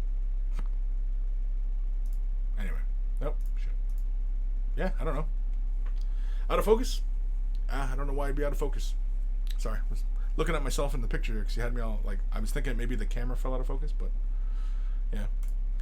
It might be the stream. Again, because the stream, oh man, so many drop frames. The stream has been messing up a lot today. So it's been messed up the last couple days because I was going to do some Friday streaming on Twitch. And so, yeah. Anyway, let's blast through another email. This one is from Darren. Hey Kris, thought I'd say hello and share a gaming table I built. The table has a 7x4 foot top and collapses down for storage. Interesting. I set it up so it has 2 shelves in it for storing terrain as well as setting up on casters to wheel it around. Ooh. Thought you might find the idea of a collapsible table useful if you end up doing bat reps in your basement someday. Yes, that is actually something I've very seriously considered. Is setting up in my other office, my other room, is a table. If there's a monkey thinking about building their own, they might enjoy it too. I'll catch Way of the Brush after the fact, but I can throw up something in the comments if you have any questions. Have a good one. And so let's have a look. Oh man. Now, Darren, do you have like schematics for this, or did you just make this up? Like, are you one of the cats that can just kind of grab a pile of wood and just slap some shit together? Or is this like was this a blueprint that you followed, or did you make this up? Is really, I guess, the big question. Because this is the kind of thing that I could see myself using. And I could even see a cat like Ash using. I can see any wargamer using this, where anybody who where space is not widely available, where space is a premium. And that's kind of my situation. So, dude, if you have this as a blueprint, or you like if you made this up or whatever, please send that to me, please, because this is pretty ingenious and it looks rock solid. I think I'd want some sort of reinforcement running through the supports that come out, that extend out to the table shelves. Yeah, I think I'd want supports there, just like a cross, just 2 cross beams or 1 cross beam running through. Or if it had a face. Oh, yeah, if it had a face, you designed it so it looked kind of thematic. But yeah, and that looks solid as shit, dude. Damn. Hey, I used to have that kitchen table and chair. Sorry, I'm checking out his I don't know if this is his garage or if it's his basement. But damn. Darren, are you here today? Are you here? Yeah, Bad Edge, loving the table. I'm loving the table too. Yeah, Dark Commission, nice table. Yeah. Frank. I know, but see, the thing is, I'm not like Lazy Monkey. Yes, is talking about material cost shouldn't be too bad. No, material cost shouldn't be bad at all. You're looking at maybe what, $60, maybe, in material, but it's just a fantastic design. I've not seen anything like this. Like, it folds up, and you know. And I mean, like, you got a lip on the table surface, and I mean, like, and if you made this like an 8x4, you get the battle mats, and you can just have your battle mats stored within the table, and if you can have whatever painting surface you want, you know what I mean? Like this is a fantastic design, dude. If you made this up, dude, you should drop some blueprints and have them available for gamers to download. Or anybody who needs a mobile collapsible system like this. This is pretty brilliant. I hope you made this up. I hope you can see that there's an opportunity there to at least, you know, possibly make $1, because, you know, that's really quite clever. So thank you for sending that in. Awesome stuff. Darren, yeah, I'm gonna send you a response, Darren, just in case you don't catch this in a timely fashion. I sincerely hope. Yeah, the Bad Edge. I bet the casters probably cost the most. Yeah, the casters, yeah, possibly, because the wood ain't that much. Oh, and the hinges, big whoop, right? So yeah, it's just a lot of cutting. It's just a lot of cutting, attaching those the wheels. Uber Tolucci, this is absolutely amazing. Yeah, I agree, Uber. I agree. That's the kind of thing I could definitely use. And I could see that even as a thing that somebody who's in a similar situation, say somebody like Ash, where, you know, you have a limited amount of space, that something like that is an option. But yeah. Aaron Seach, dude, blueprints, please. Yeah, exactly. Yeah, I'm gonna send Darren an email, especially if he's not here right now, which I don't think he is. Thomas, why not hollow on both sides?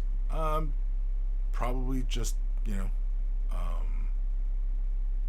don't know, because yeah, the table does come down on both sides, but I don't know. Good question.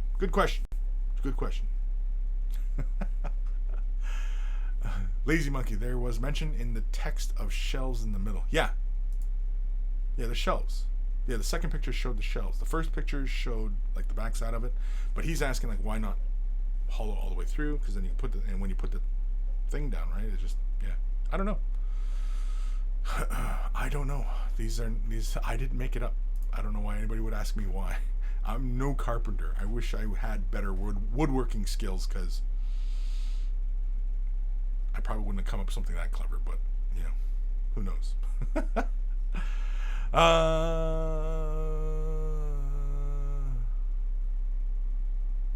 Thomas, This is the tits. I could game shops using them to make for good MTG tables.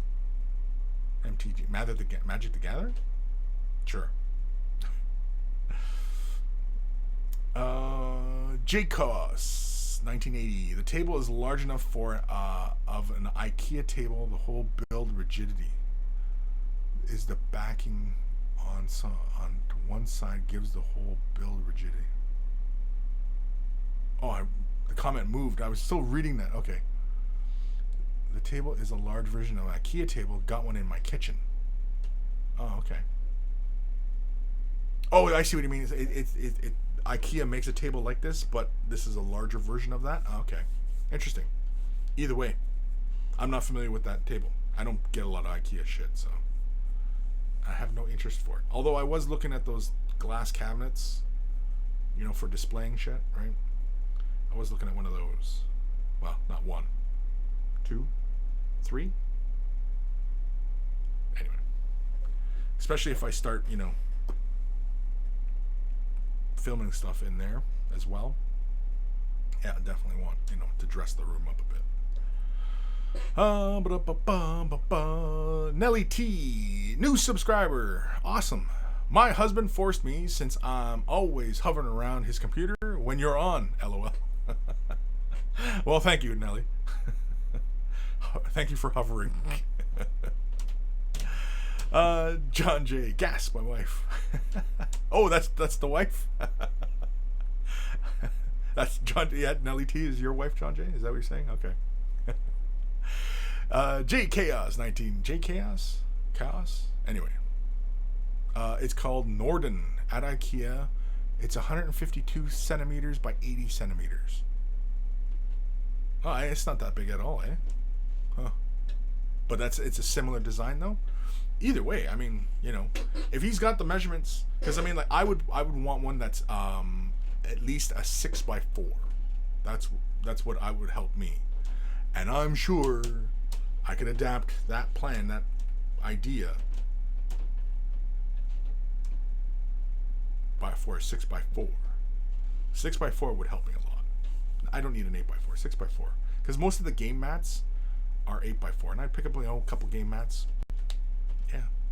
Then I'd have to get terrain. I was toying around with the idea actually of picking up a Realm of Battle. I was thinking about picking up a Realm of Battle,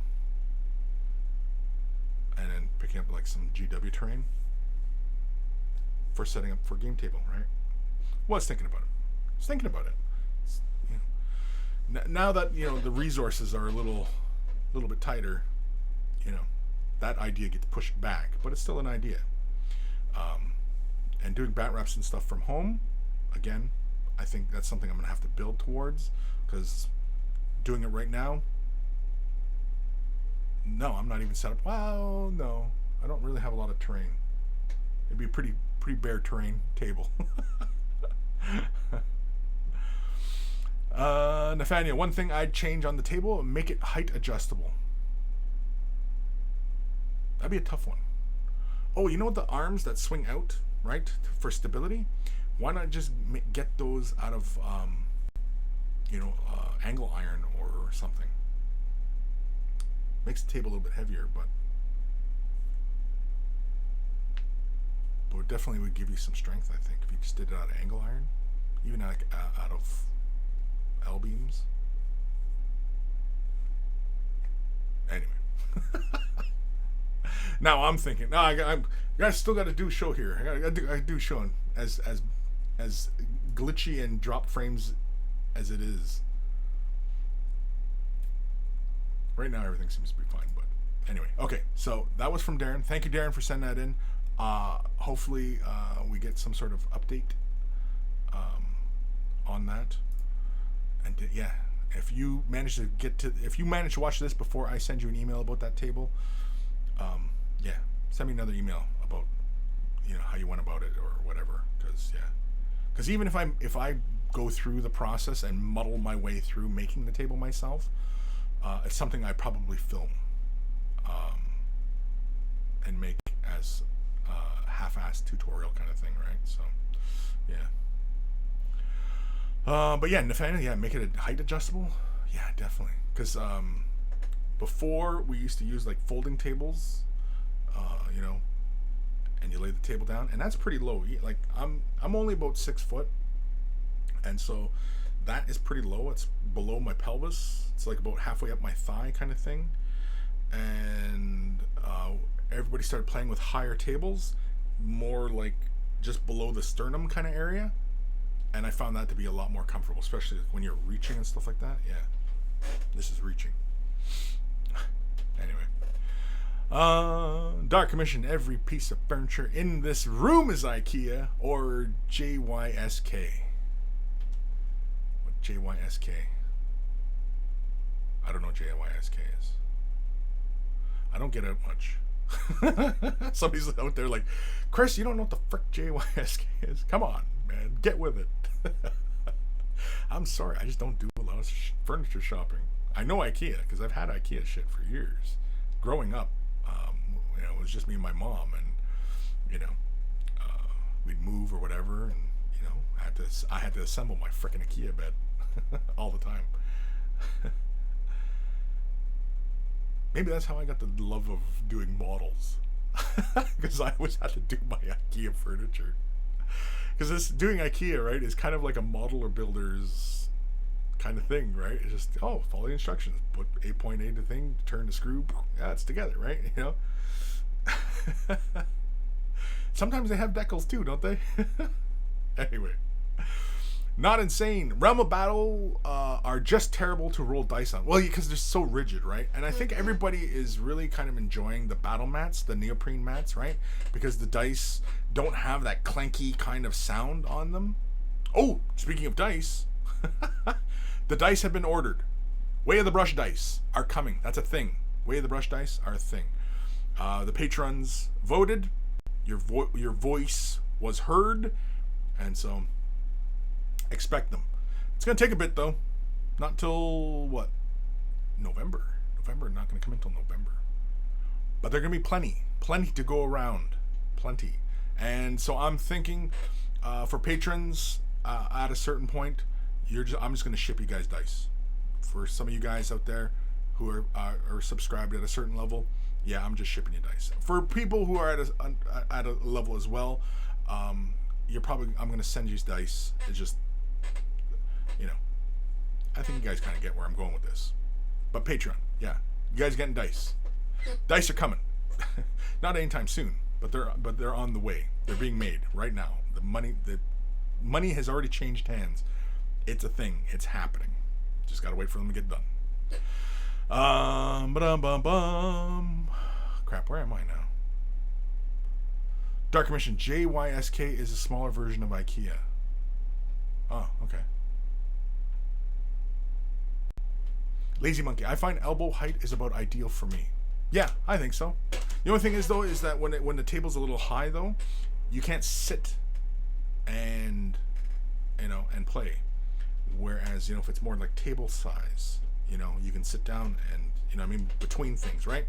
And I do a lot of sitting when I can with games. I can stand for a long time as well, but, you know, you need the padding on the floor, right? You know, those foot mats, you need those. Otherwise, you feel it in your back. Mortiz Groethel? I'm sorry, name butcher. Hi, Kris. Any tips for starting with pigments? Starting with pigments, I've always enjoyed really good pigments, like Vallejo. Secret Weapon does really good pigments. They got a wide variety of colors, which is really awesome.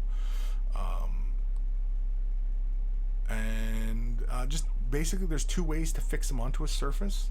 If you're doing the model for display, varnishing the model is not a huge issue, but you know, it is a thing. If there's gonna be gaming pieces, I don't really recommend. If you're gonna game with these pieces, I really wouldn't recommend using pigments, because even if you seal the model a lot, like really well, some of that pigment still kind of comes off, and it's gonna get on your fingers, and you're gonna be transferring it all over the place, right? So if you're gonna use pigments, you're doing it really for display or competition type pieces. Don't really do it for for gaming pieces. You can do it for terrain, because terrain doesn't really get handled that much. But if you're doing it on a little Space Marine, you're going to be handling that model all the time. Every few minutes, you're going to be handling that model, right?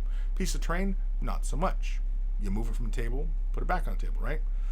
It's only getting handled that often. So, that said, you can use alcohol, iso alcohol, to fix the pigment to the surface, or you can use mineral spirits. Personally, I like mineral spirits. Use an old brush. If you got old synthetic brushes, bang bang, right? What else? What's another talk point for pigments? I'm forgetting one. It's a big one. Come on, somebody knows. Somebody knows. Somebody knows. What am I missing on the pigments? Use them for.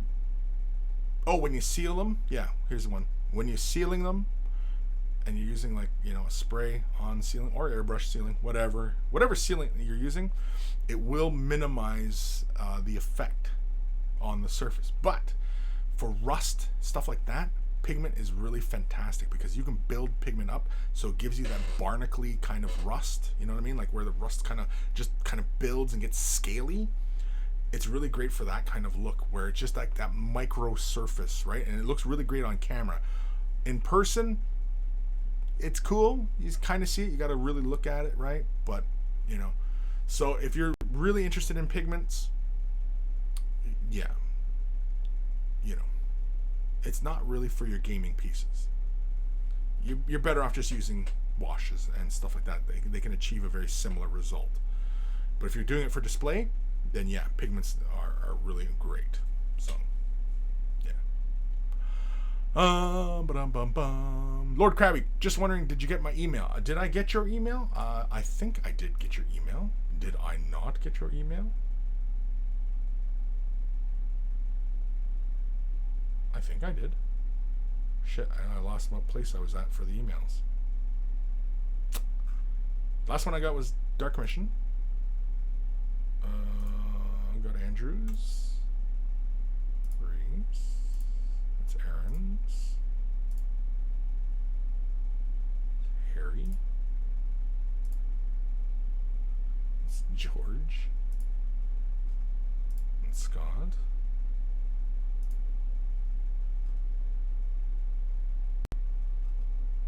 I don't know if I did, or maybe I did. Maybe did you send it last week?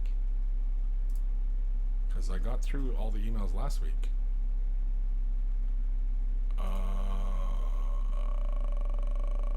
And I'm just looking right now, and I don't see anything because I'm right now. All the emails have been going to Kris at Way of the Brush now, right? Which is a separate email address because before it was going to my regular email address, but now it's going to a made email address, and so everything's been going there, which is where I want it. Kris at Way of the Brush. That's where I want it. So yeah. No. I don't think I have it, bud. But I do recall one of your emails, Lord Krabby. I thought I did it last episode. Yeah. Lazy Monkey, the hardest question of the day. Did you get my email? Bunch of smart asses. Yeah, Nathaniel. Yeah, the advice that he gives to Moritz. Use pigment sparingly. It looks too messy otherwise. Yeah. GeoFits. Did you get my email? Yeah, I did get your email. Right? George Fitz. Right? Yeah. Lord Kirby. Yeah, it's Kris at wayofthebrush.com. Yes, it's Kris it's in the description, Krabby. Right? Because the whole change over, right? Kris is not part of Mini Wargaming no more, so Kris is independent, right? George. GeoFits. I deciphered it. I'm smart. SMRT. I mean SMART. I am so smart. All right, let's do another email. This one is from our good buddy Nathaniel. Greetings, Kris and fellow monkeys. In the attachment, you will find images about my first commission in decades. It's a AM Valkyrie. An AM Valkyrie? I don't know what's an AM Valkyrie. A Valkyrie in the morning? But not at night? To be painted in the standard box art at the customer's request. I do have some artistic freedom. As you can see, the base, I'm not quite content with the paint job and will redo some of the parts. The customer said as long as it's looking good on the table, he's fine.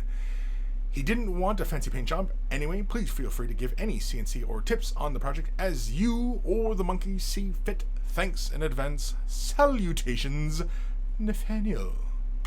And so let's have a look at the Valkyrie. The AM Valkyrie. What's the AM? I don't know what AM means. I don't know what it means. Oh, Astra Militarum. Okay. Thanks. Astra Militarum. Come on, man. Get with it. Alright, so here we go. He's got the canopies all masked off. Excellent.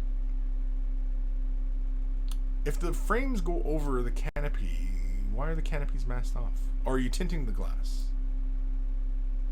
It looks like he's holding an Xbox controller. Looks good. Straightforward. Nothing fancy, right? As what the customer wanted, right?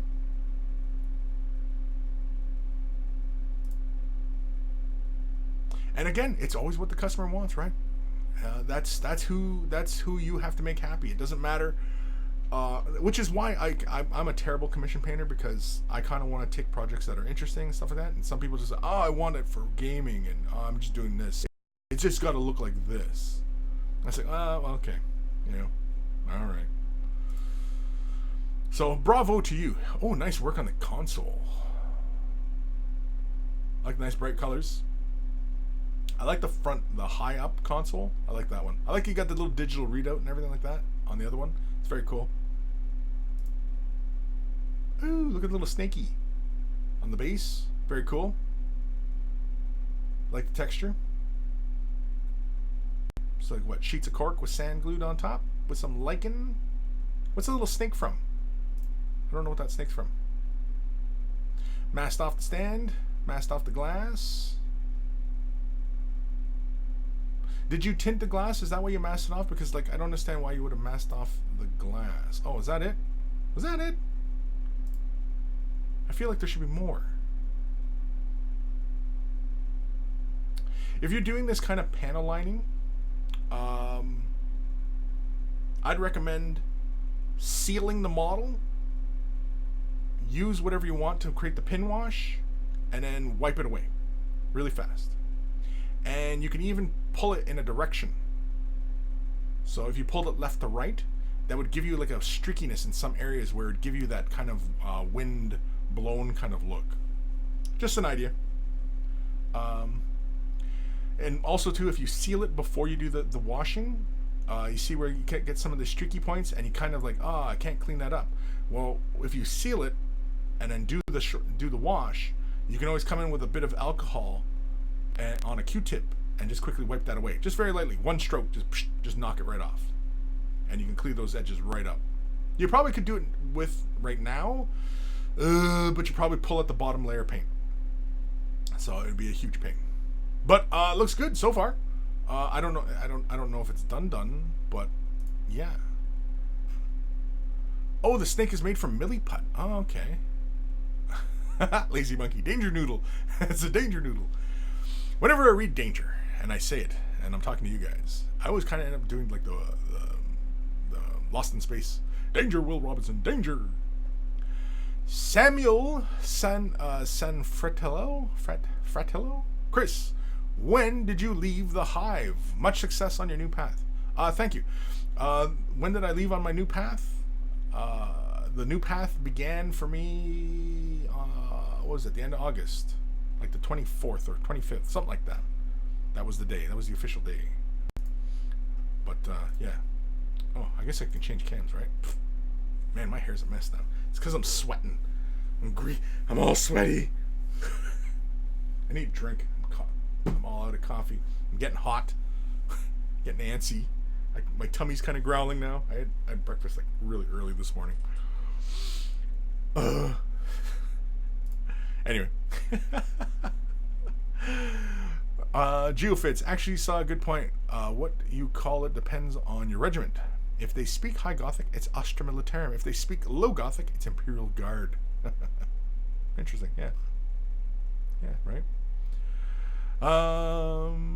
Nathaniel, no, the glass was masked off in case I had to redo the paint job, also to avoid frosting by any form of varnish. Well, you'll get frosting also by the varnish, as well as if you use super glue. If you use super glue, and if you use too much, you'll get frosting in the canopy. Don't use super glue. Lazy Monkey at Kris, maybe take the shine off that metal sheet outside the window. Might help cut back on the heat a bit. Yeah, I know. I know. Was it you, Lazy, or somebody had posted using two-way reflective tint? That's a good idea. Because the sun shines right in here. It's the metal. It's that corrugated metal, and it comes right in. Cooks me alive. You should see when I'm getting really sweaty down here. Holy man, it smells like somebody's cooking a ham.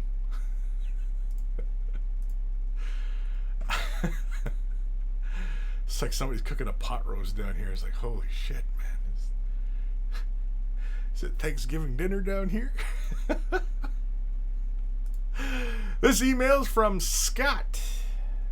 Looking to level up, brother. Here's some pics of my aimbot. Fire away. Also, ideas for the new Patreon Way of the Brush. Ever done themed paint-alongs? Like either a theme or a new hotness mini everyone is asking about. Yes, I have considered that. Maybe as simple as Orktober, painting orc flesh, battle damage, weathering. Challenge everyone to paint something up, and we'll talk about those things for the month. Or something simpler like engage and challenge everyone to paint up a mini from an army that have no plans to actually build. Just a one-off. Give us notice when we can do some trading on Discord or Facebook, and the message continues on trading on Discord, Facebook group. You are sure going to make. Let's do it. Okay, yeah.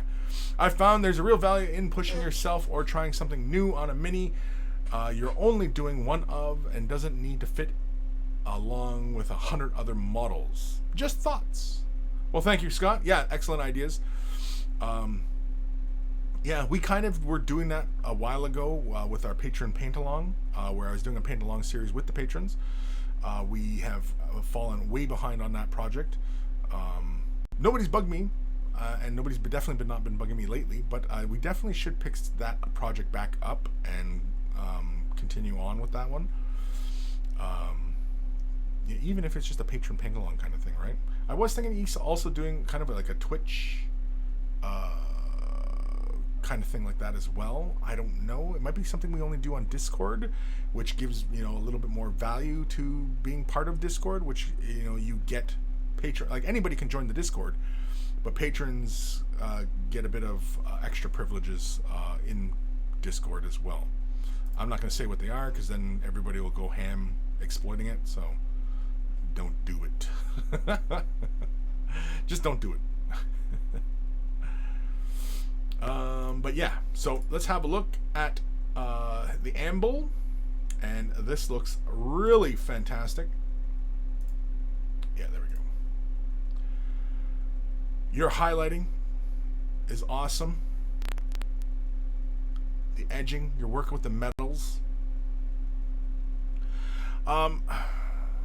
You seem to be really far along in a lot of your color usage and your laying of color down, building up. I think really, just looking at this example, like your edging's really good. And now, mind you, I'm not sure how big this model is, because I've not painted one myself. Is he on like a 40 mil base? He might be on a 40 mil base. So this is like, this looks really, really good. Nothing jumps out at me as far as, well, this is something you'd need to improve on. Maybe the blue of the eyes conflicts with the metal. whereas maybe a bit of rustiness to the metal, because you got this really worn out vibe on the armor, that maybe the metal could have that feeling of being a little bit worn down, maybe a little rusty in some bolt heads and, you know what I mean, some corners. Obviously, like the saw blades, the ends of the saw blades would still retain a bit of that shine because, you know, they're being used. But maybe some of the metal areas could be, you know, have some wear and tear. Maybe a bit of oranges and browns just to bring it tied in a bit more down. And maybe coming up a bit on the eyes, coming up a little bit brighter on the eyes to really kind of give a bit more credence to that OSL in the eyes. Also, too, like a big armor plate like that on his shoulder, maybe like a marking, like a white marking, like a number, or, you know what I mean? Because he feels like this very industrial robot kind of vibe. Maybe some sort of symbol, but I think like a white symbol on that armor plate would look really cool. Even like the hazard markings, the yellow and black hazard markings, things like that could help punch it up. But as far as like your color blends and everything like that concerned, sure, it could be tightened up a bit, but I think as you become more experienced, like it's, you know what I mean? Like I can see like some of the, like on that left shoulder pad, you know, I can see some of that darker color. It's a little broad, you know. But otherwise, like, no, I don't see anything that jumps out at me like, oh no, you got to do this a little bit more. And no, I like, this is really fantastic. And I mean, like, I get the impression this is a big model, but I don't think it is, because the old Anvil wasn't that very big either. And this guy, you know, yeah. I think just little details like that, I think would have helped it out a lot. Especially like when we were talking about the shield, you know, like doing like, say, you know, like a number on there, just off angle, not through the center, but just like off on an angle somewhere. You know, and it looked like either it was like spray paint or it would look like chipped white paint, you know, those kind of things bring a lot of character to the piece. Yeah, I think the metals feel a little too clean in comparison to the armor of the body, where we got a lot of wear and tear. And I think it competes with the blue of the eyes, and I think the eyes could have a bit more brightness in them. And I think the metals kind of compete with that brightness, because the metal seems pretty bright. And I think maybe some wear and tear on the metals, just to pull them back a bit. Because you see how like really contrasty the metal is in comparison to the armor? It makes the metal feel very bright. Like it goes really dark in the recesses, but it feels very bright in comparison to, say, the highlighting of the armor. It feels brand new. And whereas the armor, the character of the model feels worn, and, you know, he's been out in the weather, he's been working, and, you know what I mean? But really great paint job, though. I mean, yeah, that's near expert, I would say. Like it's really, I keep looking at the wrong camera. It's really good, dude. It's really good.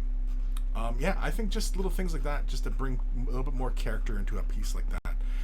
Especially if you're gonna take that kind of time to paint that piece, really get into the character of the piece. Especially if you're gonna consider entering it in competitions, that's really where, you know, you separate painters, is when they can create an atmosphere and bring it to life. That's really where you're bringing it to life, is when you start putting in character into that model. Because it's not a technical thing. That's not technical. Your technical skill is up there, and I think the next step is to start really diving into the artistic side of things, you know, if that makes sense. Because I mean, like, looking at it as far as like a technical aspect, I mean, yeah, sure, like there's some areas where you can tighten things up and, you know, spend a bit more time, but that's I don't think that would help you greatly. I think really you gotta kind of dive into the character. I think is where the next stop for you is. Any questions I'm missing here? Nothing I'm seeing. No, nothing on the YouTubes. Nothing on the Twitch. I'm not missing any kind of chats or anything like that. Nope. Everybody's pretty good for the moment. The stream is still carrying on ish as it is. Oof. Pain in the ass it is. Anyway, let's go to the next email because we can and we should. And holy crap, we're already after 2. So yeah, I've got, I think, this one and I think another one to do. Yeah. So this one is from our good buddy George, excuse me. Hey Kris, been a while since I sent some pictures. I've been working on the new Ultramarines army, and these intercessors are the first models of the new army. I airbrushed the blue armor with zenithal pattern and the sergeant helmets as well. I used a bit of contrast paints for some bits, but it is mostly regular GW paints. This has been my first time doing a ton of edge highlighting. I can already see my technique getting better with practice. Awesome. I think I want to redo the bolter cases because I'm not happy with them. I want them to be darker red and the highlight to be better. The next part lists out paints used so you can skip reading it out and just reference if you have questions. Primer is Vallejo Black. Blue armor is Macragge Blue, Caldor Sky, 50/50 Caldor Sky, and white. Nuln Oil, Temple Guard Blue. Red helmets are Mephiston Red, Evil Sun Scarlet, 50/50 Evil Sun Scarlet, and white. Nuln Oil, Troll Slayer Orange. Bolter case is Evil Sun Scarlet and Troll Slayer Orange. Bolter metal is Iron Breaker and Nuln Oil. Leg tubes. Leg tubes? He's got a case of the old leg tubes. White, and then black Templar contrast. Leather pouches is Rhinox High Gorthor Brown, Steel Legion Drab. Green cylinders are green camo contrast. Gold trim is Retributor Gold. Bear Sergeant head is Gilliman Flesh, black Templar, black and white for the eyes. Purity seals is Blood Angels Red contrast. Skeleton Horde contrast. Eyes are Rune Fang Steel. Spirit Stone Red, Waystone Green Sergeants. Base rim is Steel Legion Drab. Varnish, Vallejo matte varnish. And so let's have a look at George's models. Here we go. Pachow.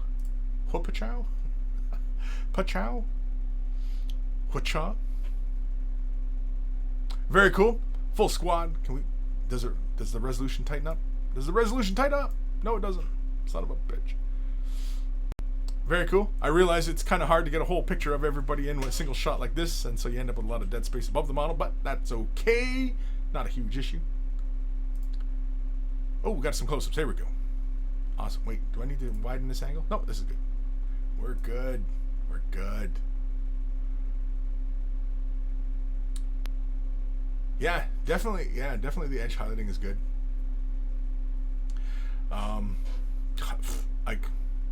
You want to redo the bolter casings? I guess maybe just a little bit tighter, I guess, right?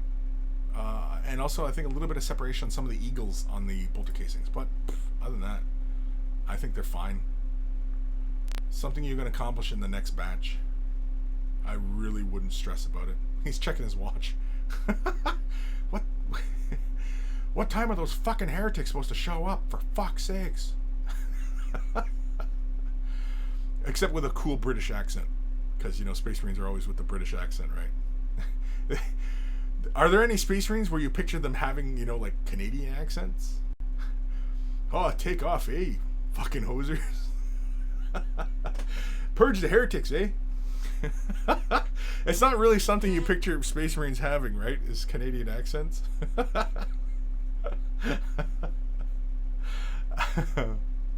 I think you see, like, I'm on the sergeant's shoulder pad. See how underneath the gold of his trim, it's blue. I'd probably come in with gold or hit that with black. That's a minor nitpick.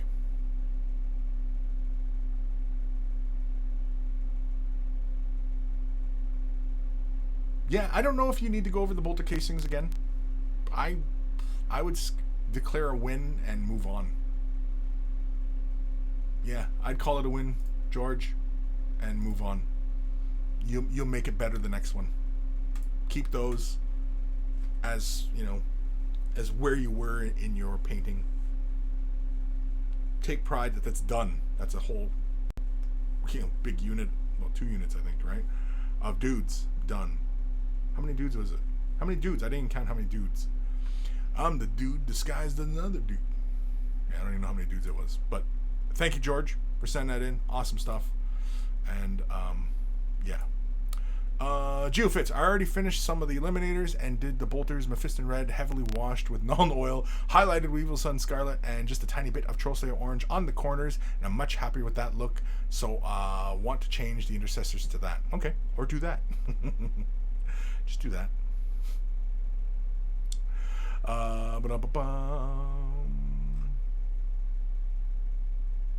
Nathaniel G squared. Kris always reads the entire email. Remember my first couple emails? The really long ones. Yeah. Oh, Geofits is 15 dudes. Oh, it's 15 dudes. Okay, 15 dudes. I didn't even count, and I wasn't gonna count. Yeah. It's not gonna happen. I'm sorry. It's just not gonna happen. J Coss 1980 Canadian Marines, that made my day. Yeah, you don't imagine Bixu. From now on, I'm imagining Blood Angels on having Canadian accents. Yeah, ball sounds like some sort of Canadian place, right? For the Emperor, eh?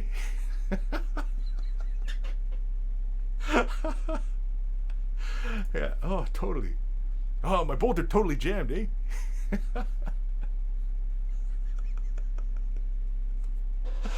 Oh, jeez. Yeah, you just don't picture it, you know, just Space Marines. Oh. I'm trying to think of like infamous Space Marine type of lines, and I can't think of anything right now. Like just some cliched Space Marine, you know, purge the heretic type stuff, because it's always purge the heretic, you know. It's never purge the heretic, eh? Oh, take off. This one's from Harold. Kris, first dude. I'm the dude. I've been a fan and just wanted to send some work in progress of my Blood Angel in contrast paint. Not a big painter. Have not really touched any brushes in some time. Here is what I've been working on. Keep up the good work, and I really like the channel. Regards, Henry.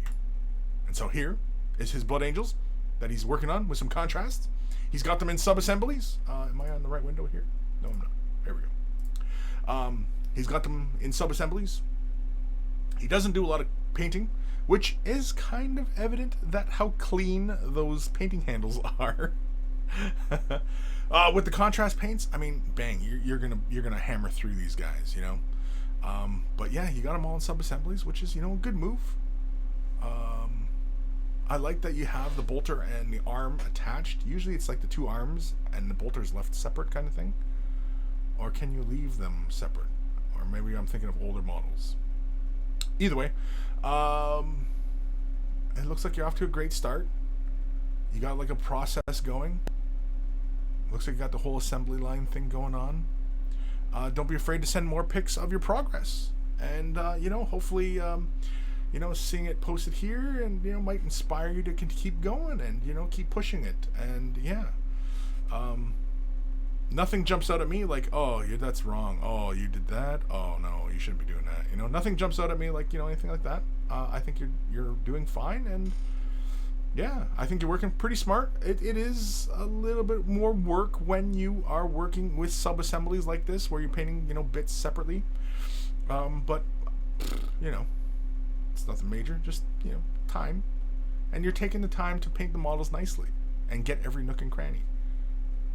Which, you know, I can appreciate. I can appreciate somebody who's, you know, interested in getting all the crannies. You know. Exactly where is a nook and a cranny? Like, are they 2 different things? Is a nook different from a cranny? These are the questions that keep me up at night. The old nook and cranny. Holy cramoles. Yeah, I better get through these emails. This one is going to be from 4, maybe 5? Maybe 4, maybe. Big Sue, suffer not the witch, eh? Suffer not the witch, eh? Lazy Monkey, Kris the Cranny Inspector.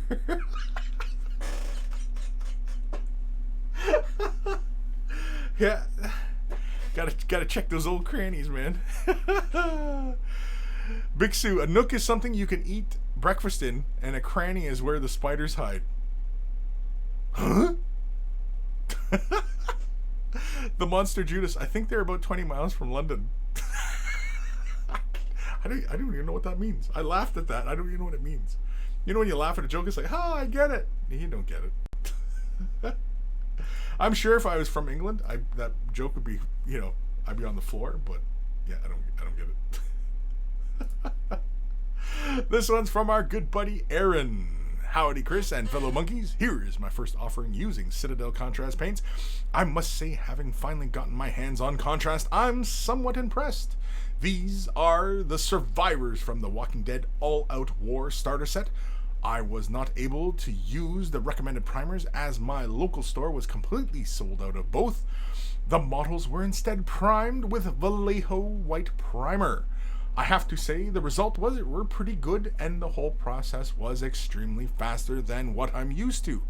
All 6 models were done in about 2 hours, give or take, including dry time. Enjoy, Aaron Seach, aka Siege and Destroy. And so let's have a look at Aaron's efforts. So this is contrast. Look at this. Bang. Bang, bang. Bang, bang. I assume that's Grimes. I assume. I like it. And I always wanted to get into Walking Dead. I just never did. I wanted to get it. I wanted to get into it because, I'm a bit of a fan of Walking Dead. And, yeah. That looks really great. And I mean, he hammered that out really fast. And if you're looking to just get gaming pieces done, you just want to get them done. Right? Contrast. People, I don't know why, are still shit on contrast paints. I think because of the hype machine, I suppose, right? But they get the job done. Get the job done. Carl. Carl. That looks really good, man. And yeah, all the 6 dudes, 2 hours. Can't complain. Can't complain. 2 hours, get those gaming pieces done, and 2 hours, and you're playing, right? You're playing. Better than I can say. better than I can claim. Okay. Yeah, let's keep banging through some emails here. I'm just the old man. Look at the Emperor protects, eh? I hope you guys are all saving these as sound bites. The Emperor protects, eh? I don't know how to do a Canadian voice and do it deep and, ominous, like a Space Marine. Because Space Marines, you're always imagining them talking, really kind of forcefully and being really kind of manly and, I'm a Space Marine. Hear me roar. And I can't do the Canadian voice and still, sound kind of menacing, eh? Like it doesn't, I guess that goes. The Emperor protects, eh? Now, see, it doesn't have the same ring. Whereas, the Emperor protects, eh? Oh, shit. Oh, man. Nathaniel, that's 20 minutes per mini. Nice pace. Yeah, exactly, right? 20 minutes. That using contrast, that sounds kind of long. But yeah, it makes sense. All right, this one is from Reese. Greetings, Kris and fellow monkeys, from sunny Manchester. Just completed my Amon for 30k Thousand Suns army using all-clad candy colors for metallic red.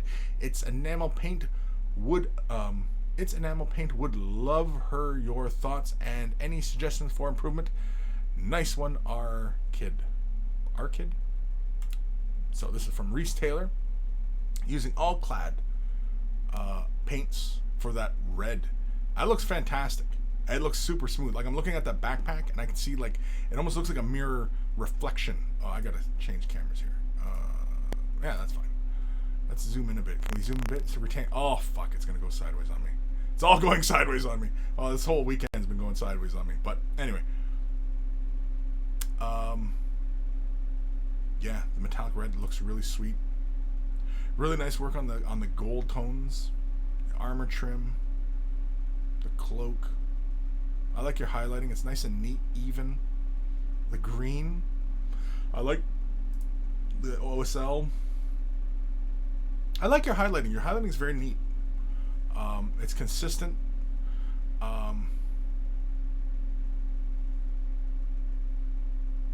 Yeah.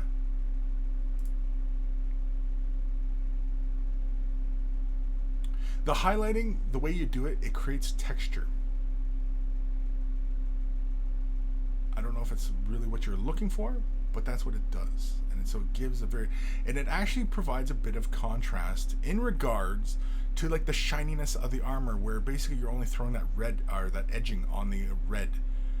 That edging, I probably would have come in with thinned out red, the clear red, and use that on top of that bright edging, just so that it was kind of a red edging.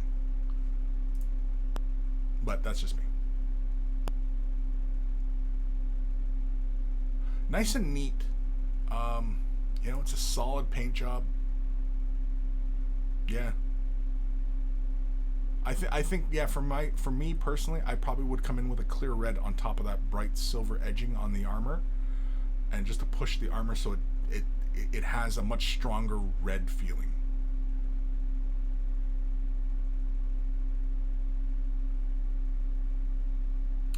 But it looks fantastic. It looks really good. Awesome stuff. And thank you for sending that in. Awesome stuff. Daka Flacka Flame, chainsword noises. Sorry, eh? Chainsword noises. Yeah. Oh, geez, eh? Did I get you? Alan Hayes, awesome job. Looks sick. Looks sick? Like sick as a good? Monster Judas, the Mountie from WWF. Is that would that be what a Canadian Marine sounds like? Yeah. Oh man. Old Man Logan. I think Old Man Logan's a little bit behind us. He's viewing Aaron's email. But yeah, awesome stuff. Thank you, Reese, for sending that in. Do I have any comments?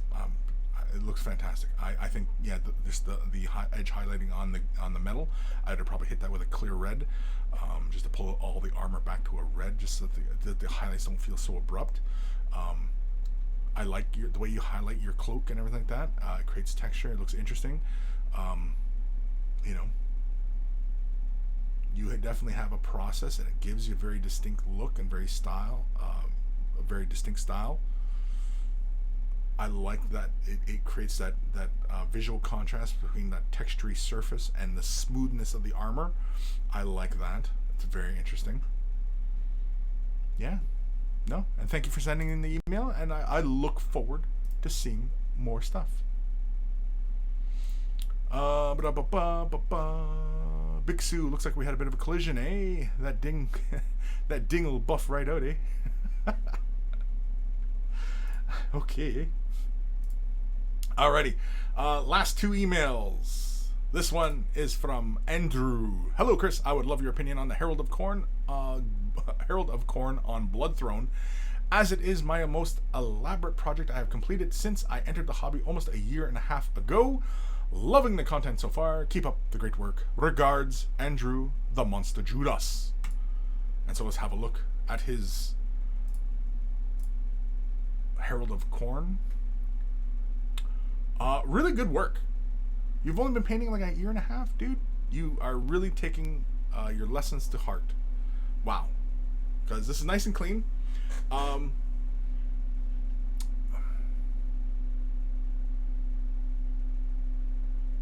really don't have too much to say other than, like, yeah, you could do a little bit more highlighting, define those edges a little bit more, that kind of stuff. But I think it looks really good.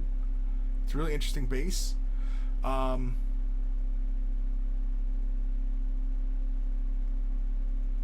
Something about the wheels I'm not a huge fan of. Something about them. They're too silvery. But too silvery. Big whoop, right? The Herald, I think, could have been a slightly brighter red in contrast with the dark tones. I like that you went for that different coloration on his horns. Yeah, I think I would have went a little bit brighter red on the Herald, just to separate him from the blood letters in the front.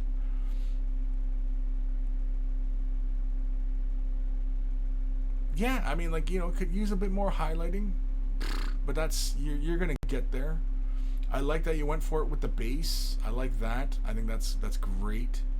I like the work you did on the swords.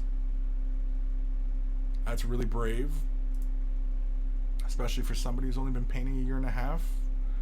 I think it's a really great job. I mean, you're gonna get there. Keep going. Keep painting.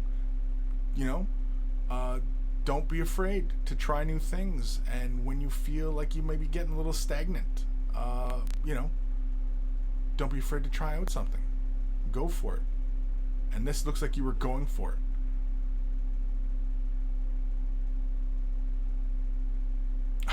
I like it. I honestly, I don't have anything other than, the usual kind of, do a little bit of highlighting here and there, either edging or layered or dry brushed, whichever you're comfortable with. But if you're not comfortable with those things, practice, right? Try it out on a different piece, different techniques, the swords, I really enjoyed the swords. I like you went for that transition through the blades. I really like that. Yeah, I really don't have any more than that, other than, the stuff you're going to progress through anyway as you get better. A year and a half in, and you are like, okay, year and a half in, I'm just really impressed that you went for it on those swords. That's really the impressive part, that you went for that transition, and it looked like you went for that transition on the horns of the Herald.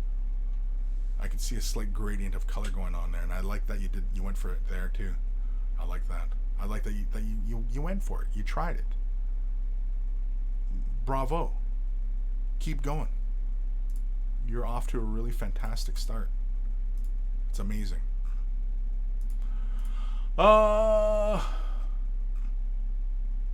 Okay. And last one. Last email. Oof, man. We got through. Holy shit. It's 2:35. Jeez Louise. I'm surprised you all sat through this, considering that freaking drop frames all day long on this thing. Hopefully next week, my stream is a lot better. Hopefully. Better be. Son of a mother. Yeah, so last email. This one is from our good buddy, Dark Commission. Hi, Mighty One. I haven't painted for a few weeks as I've been getting my music production kit together. Anyway, I thought I'd send this teaser of my unfinished Angry Woman just to give Old Man Logan a thrill. Cheers, John, aka Dark Commission. P.S. Apologies for the rubbish phone photo. Well, it's a teaser, right? It's a teaser, so it shouldn't be, proper, awesome looking photo. So far, it's interesting. I'm digging it.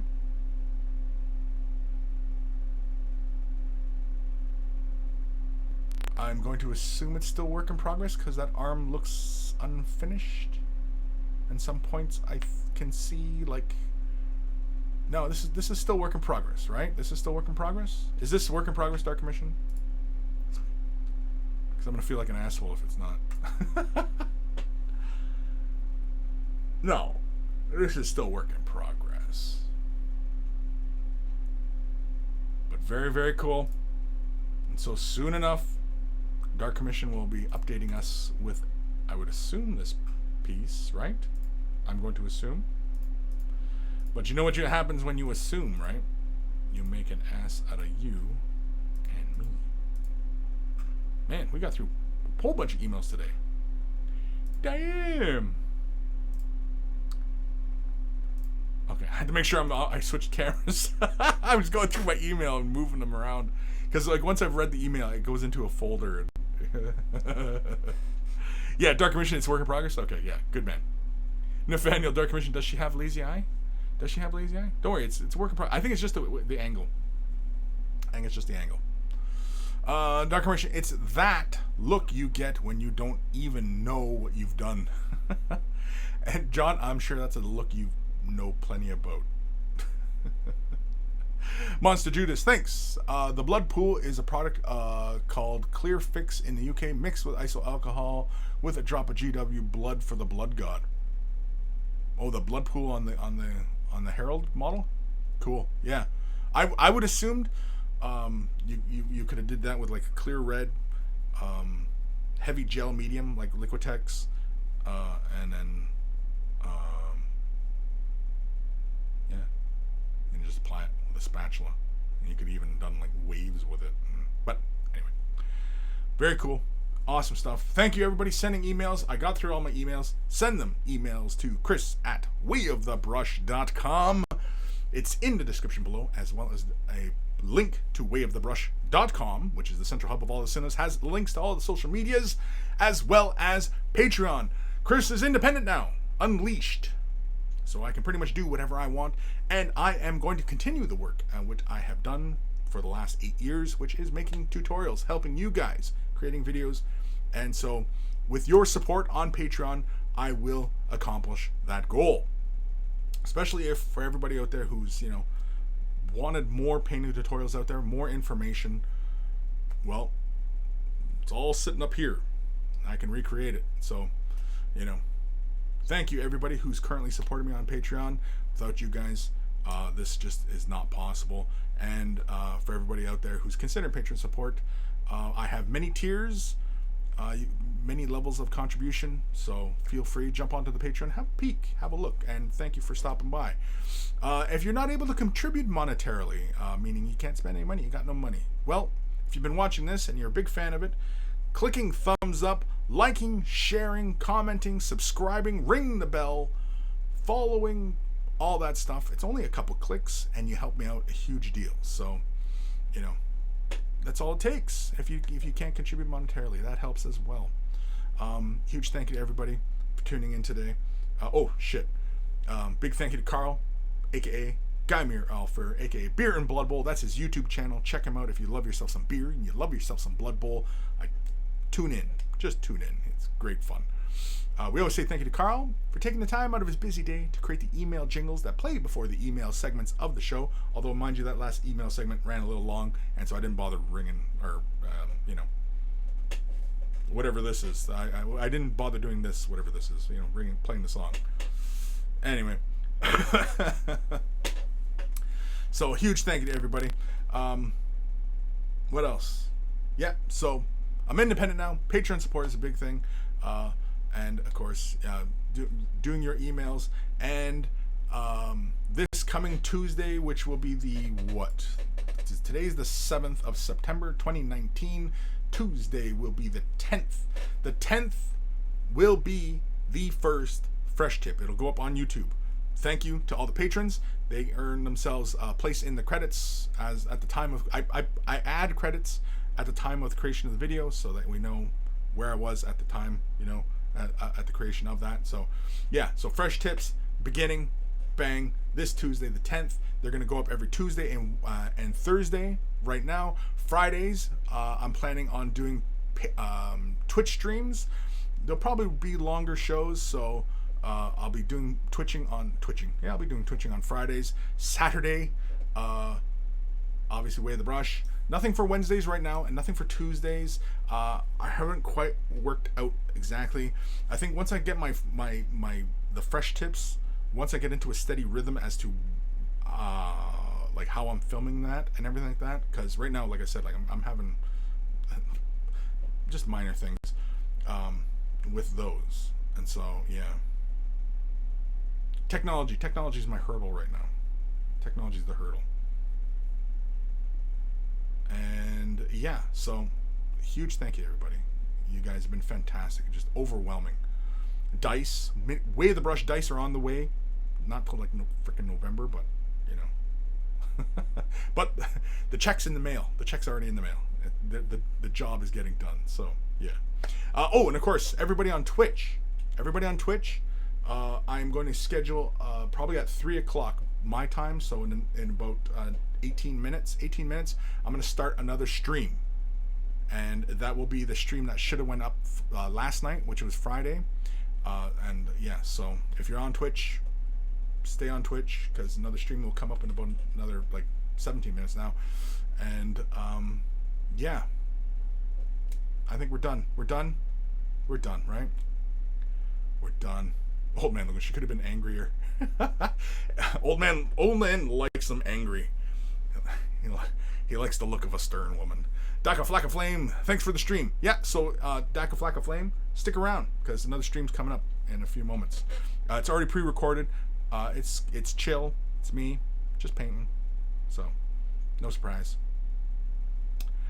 Nathaniel, Kris, once you get your schedule worked out, you got to get tuned into your new rhythm. The rest will fall in. Have faith, brother. Well, I'm having faith, and I am still seriously. I'm still feeling really good about things, about just life in general, just the path we're on. And I got to send Darren this email about the table. I'm gonna send him a quick little question. So if you're watching, Darren, I'm sending you an email. If you're not watching, well, where the fuck were you? Darren, for God's sakes, man. All right, everybody, I'm taking off. I'm not gonna be able to jump onto Discord right away because I'm gonna set this up for Twitch, and then I gotta go take care of a couple things. But take care of your brushes; they'll take care of you, and I will see you guys next Saturday. And on Twitch, I'll see you next Friday. I think, unless I get this shit sorted out with my ISP, but they're gonna get it. They're gonna hear it.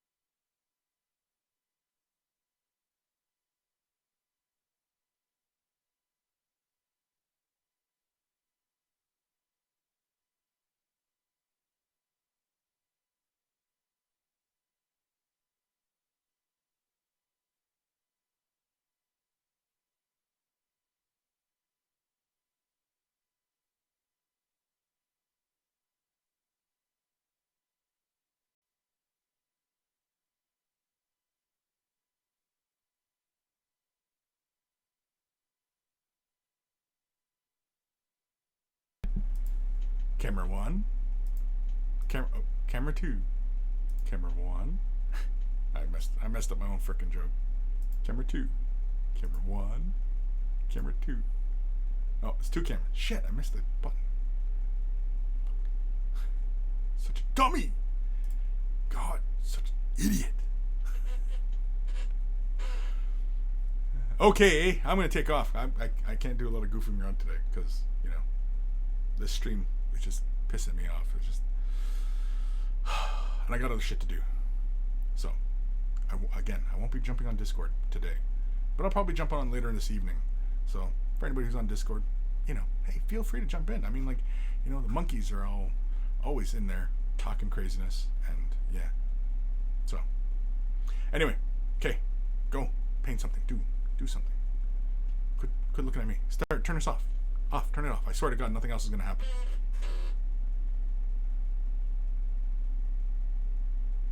Why is this still on? Turn this off. Turn it off. Turn. Do you hear me? Turn it off. Okay, well, I'll turn it off. You ever do that when you have it with your buddies and you're on your phone? He's like, ha, and you're, oh, did you hang up? No, I'm gonna wait for you to hang up. Do people still do this? Is this even a recognizable symbol for talking on a phone anymore? I'm out of touch. I am completely out of touch with shit. Anyway, okay, go. 2-9, go.